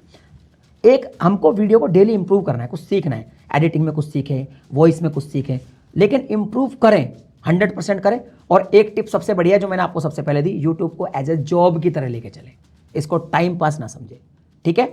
और हाँ, एक सबसे बड़ी बात है, डिजिटल जब आप हो कैमरे के सामने, कुछ भी वो गलती मत करना जो आपको फ्यूचर में गलत लगे, क्योंकि डिजिटल फुटप्रिंट आपका एक बार रह गया तो फिर रह गया। आपने व्यूज के लिए आज कुछ भी गलत कर दिया, कुछ भी गलत कंटेंट बना दिया, बाद में आपको लगेगा मेरे को अब बाद में जब आप बड़े बन जाओ डिलीट करना पड़ेगा, डिलीट नहीं होगा जी। इंटरनेट पे जो चीज़ एक बार डल गई वो डली रहेगी, आपके चल चढ़ जाएगी कहीं और डली रहेगी। तो जो भी कुछ अपलोड करना सोच समझ के करना, ये सारे काम करना जरूरी है। बाकी चीजें तो सीखने की है, लर्निंग की है, वो आप हमारे चैनल से सीख ही सकते हो। अब सर रैपिड फायर क्वेश्चन के ऊपर बात करते हैं, जहां पर सीधा क्वेश्चन रहेगा और जवाब रहेगा। थंबनेल के लिए बेस्ट एप्लीकेशन? तो देखो, मोबाइल में अगर आप बात करो तो पिक्सल लैब काफी अच्छा है, ठीक है। और पीसी में अगर आपको ऑनलाइन बनाना है कैनवा अच्छा है, ऑफलाइन बनाना है तो फोटोशॉप अच्छा है। Photoshop. Video editor? Video editor अगर मोबाइल में करना है तो वीएन एडिटर अभी फ्री है और काफ़ी बढ़िया है। थोड़ा और अपग्रेड करना है, आप कैपकट का यूज़ कर सकते हैं। और अगर बात करें अपन पीसी की तो फिल्मोरा बिगिनर के लिए काफ़ी बढ़िया है। अगर आपको खुद को मज़ा आता है एडिटिंग सीखने में, एडोब प्रीमियर प्रो काफ़ी बेस्ट है। और अगर आप एप्पल ही रखते हो तो एप्पल के लिए तो फिर एक है फाइनल कट प्रो। अच्छा, final cut pro. Sound designing के लिए? तो देखो, साउंड डिजाइनिंग में कुछ ज़्यादा करने की जरूरत नहीं है। अगर आप मोबाइल यूज़ करते हो, लेक्सिस ऑडियो एडिटर काफ़ी बढ़िया है। हम लोग साउंड डिजाइनिंग में ज़्यादा कुछ नहीं करते, हम सब अच्छा माइक यूज़ कर लेते हैं। और पीसी में अगर फिर भी करना चाहे तो ऑडासिटी भी काफ़ी बढ़िया है। अगर नॉइज कैंसिल करनी है तो एडोब एडिशन काफ़ी बढ़िया है। थंबनेल में सबसे ज़्यादा इंपॉर्टेंट क्या साइकोलॉजी लगाना चाहिए? तो थंबनेल में साइकोलॉजी लगाना चाहिए कि जो अक्षर है वो कम लिखे जाएं, लेकिन जो कम लिखा जाए वो ज़्यादा इंपैक्ट डाले, और जिस तरह का वीडियो है उस तरह का फेस एक्सप्रेशन उस थंबनेल पे हो। कहीं ना कहीं सिमिलर क्रिएटर का क्या वीडियोज को कॉपी करके हम वीडियोज बना सकते हैं? हाँ, तो सिमिलर क्रिएटर से आप इंस्पायर हो सकते हो। सेम स्क्रिप्ट कॉपी मत कीजिए। अगर उसने बोला 5 और 5 10 होते हैं तो वो तो आपको भी 10 ही बोलना पड़ेगा, ये कॉपी नहीं है, ठीक है। लेकिन उसकी स्क्रिप्ट कॉपी मत कीजिए, जस्ट इंस्पायर होइए, क्योंकि वो भी न्यूज़ दे रहा है, मैं भी न्यूज़ दे रहा हूँ। हजारों न्यूज़ चैनल एक ही न्यूज़ को देते हैं, अलग अलग स्टाइल में देते हो, तो आपका अंदाज जो है ना वो यूनिक होना चाहिए। क्या सिमिलर क्रिएटर का जो वीडियोज आ रहा है, जिसमें कुछ वीडियोज ऐसी होती है जो उनका एवरेज से ज़्यादा वायरल हो गया, क्या उस टाइप के वीडियोज हम अपने चैनल पे इंप्लीमेंट कर सकते हैं अपने, अगर मेरे साइड का क्रिएटर है तो? तुरंत करो, देरी मत करो जिससे आपका बेनिफिट होगा। बिल्कुल। अच्छा, कहीं ना कहीं टाइटल कितने वर्ड का बेस्ट होता है? देखो, टाइटल का सीन ये है कि टाइटल में 100 वर्ड होते हैं, मैं कहता हूँ 2 कीवर्ड लगा दो, लॉन्ग टेल 70-80 तक चला जाएगा, बहुत है। ठीक है। बहुत लोग 100 पूरा देते हैं, ऐसा कोई दिक्कत नहीं है, लेकिन मैं कहता हूँ 70-80 तक बहुत रहता है। मतलब 2 ही कीवर्ड लगाने लॉन्ग टेल अपने को, एक कैची लगाना है और एक सर्चिंग लगाना है। अच्छा अच्छा। कहीं ना कहीं थंबनेल के लिए सजेशन हम अपने बड़े क्रिएटर के चैनल से ले सकते हैं? यार आप लोगे तो फिर यूनिकनेस खत्म हो जाएगी आपकी। देखो, यूट्यूब पर एक फंडा है, या तो नया करो, और नया कर नहीं पा रहे हो तो नया तरीके से करो, सिंपल। अच्छा, वीडियो अपलोड करने के लिए यूट्यूब का ऐप, YT स्टूडियो या फिर क्रोम? कुछ भी, डज नॉट मैटर, आप किसी से भी करो, अब सब में सारे फीचर डाल दिए हैं। टाइमिंग कितना इंपॉर्टेंट है? बहुत ज़्यादा, टाइमिंग बहुत इंपॉर्टेंट है। टाइमिंग तो आपका इतना इंपॉर्टेंट है, मान लो भाई साहब आपको दिवाली पे वीडियो डालना है और आप गोवर्धन के दिन डाल रहे हो और टॉपिक दिवाली का था, तो खत्म हो गया ना वो तो। अच्छा, टाइमिंग ही इंपॉर्टेंट है यूट्यूब। अच्छा। कोई क्या निश्चित समय होना चाहिए कि 6:30 बजे पर ही वीडियो आ जानी चाहिए? नहीं, ऐसा हर क्रिएटर का अपना है कि आपकी ऑडियंस आपकी कैटेगरी के हिसाब से कब फ्री होती है। मान लो मेरे को महिलाओं का कुकिंग का वीडियो डालना, मुझे पता महिला दोपहर में फ्री होती है, तो दोपहर में डाल दूंगा, तो अपना है वो। मैं स्कूल कॉलेज के लिए बनाता हूँ तो मुझे पता है स्कूल कॉलेज की छुट्टी शाम को हो जाती है, मैं शाम को डाल दूंगा, उसके हिसाब से करो। अच्छा, अब आपके लाइफ का कुछ पर्सनल सवाल रहेगा जो कि रैपिड फायर रहेगा। आपको कौन सा खाना सबसे ज़्यादा पसंद है? ऐसा कोई पसंद तो नहीं है, कोई भी खाना हो, बस उसमें मतलब नॉनवेज नहीं होना चाहिए।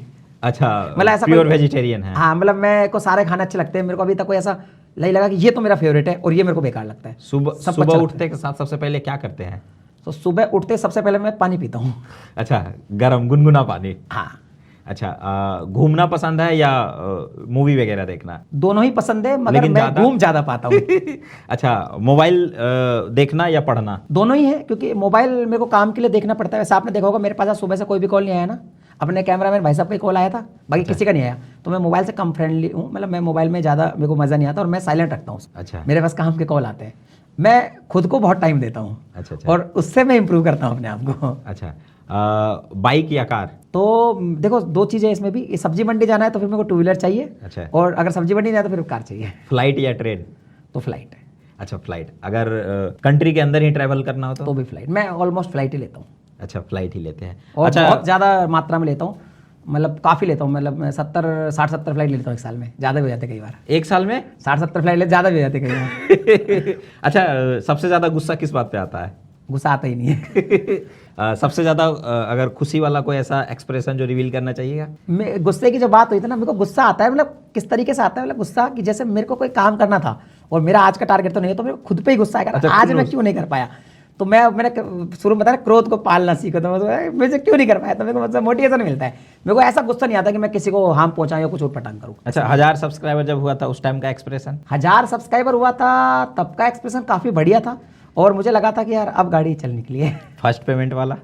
हाँ, वो बहुत अमेजिंग था, बिकॉज 1000 सब्सक्राइबर का उस टाइम माइलस्टोन था नहीं, मोनेटाइज होया करता था इजीली, लेकिन पहला पेमेंट मुझे 8वें महीने में मिला था। अच्छा, 8,300 रुपये मिला था, तो मैं समझ गया था कि अब शुरुआत हो गई है, अब ये 8,300 को 8,03,000 बनाना है। चलिए, तो भाई ये थे टेक्निकल योगी सर, जिन्होंने आपको यूट्यूब के बारे में बिल्कुल अच्छे तरीके से समझाया। सर, चलते चलते ऑडियंस को क्या मोटिवेट करना चाहिएगा? देखिए, मैं ऑडियंस हमेशा कहूँगा कि यूट्यूब भी एक जॉब की तरह है, इसको जॉब की तरह लेना। ठीक है। और जब आपको लगता है कि हमारे घर वाले हमें सपोर्ट नहीं कर रहे, वो इसलिए नहीं कर रहे क्योंकि आप उनकी बात नहीं मान रहे, क्योंकि वो यूट्यूबर नहीं है, तो वो आसपास जो देख रहे हैं वो कहते हैं कि आप भी वही बनो। एक्चुअली उनको एक्सपीरियंस नहीं है इस चीज़ का, और जिनको एक्सपीरियंस है वो आपको मना नहीं करते। लेकिन अगर आपको खुद पे भरोसा है तो अपनी फैमिली को आप मनाइए, वरना कुछ ऐसा करिए कि फैमिली आप पे बाद में नाज करे। मेरी भी फैमिली ने मुझे पहले बिल्कुल सपोर्ट नहीं किया था, क्योंकि उनको पता ही नहीं था कि यूट्यूब से मैं कुछ कर पाऊंगा, क्योंकि मैं एक टीवी चल के जॉब छोड़ के आया था। लेकिन मैं अंदर ही अंदर अपने आप को कुछ करता रहा, अंदर से मोटिवेट रहा। आज मेरी फैमिली मेरे पे गर्व करती है। यहीं पे एक चीज और छूट गया सर, यूट्यूब को एज ए पार्ट टाइम लेना चाहिए या फुल टाइम लेना चाहिए? हाँ, तो देखो, अगर आप ऑलरेडी स्टडी कर रहे हो तो part time low, because study बहुत इंपॉर्टेंट है। ठीक है। वैसे तो कहते हैं पढ़ने की कोई उम्र नहीं होती, बट वो सिर्फ कहने की बात है। पढ़ाई का एक टाइम है जो आप अब कर लोगे, हमेशा नहीं कर पाओगे। यूट्यूब तो आप कभी भी कर लोगे, ठीक है। यूट्यूब नहीं होगा तो कोई और प्लेटफॉर्म पे काम कर लोगे।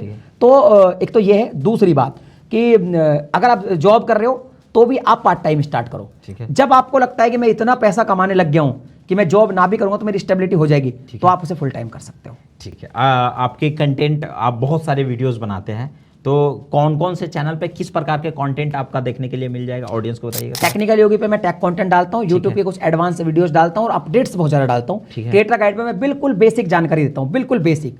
जो बिल्कुल नया यूट्यूबर है, उसको कुछ नहीं आता, वो वहाँ से सीख सकता है। वो बेसिक हम न्यू मजबूत करता हूँ मैं। ठीक है। और जो मेरा योगी भाई चैनल जो मैंने अभी स्टार्ट किया है, उस चैनल पे मैं बाहर घूमता हूँ तो अपना एक्सपीरियंस शेयर करता हूँ। उस चैनल को आप देखोगे तो आपको बाहर घूमने में, अगर आप इंटरनेट से घूमते हो तो आपको कोई दिक्कत नहीं आएगी। बाकी जो मेरे और चैनल है वो मेरे थोड़े सीक्रेट चैनल है, उनके बारे में मैंने किसी को बताया नहीं, क्योंकि फिर वो ऑडियंस ना अलग कैटेगरी के, तो मिसमैच हो जाती है। चलिए, तो ये थे टेक्निकल योगी सर, जो कि स्पेशली मेरे भी गुरु हैं। अगर आप क्रिएटर बनना चाहते हो तो ये आपके भी गुरु होंगे, क्योंकि इनसे बढ़िया मुझे नहीं लगता कि पूरे यूट्यूब पर कोई सिखाता होगा। तो बहुत बहुत धन्यवाद।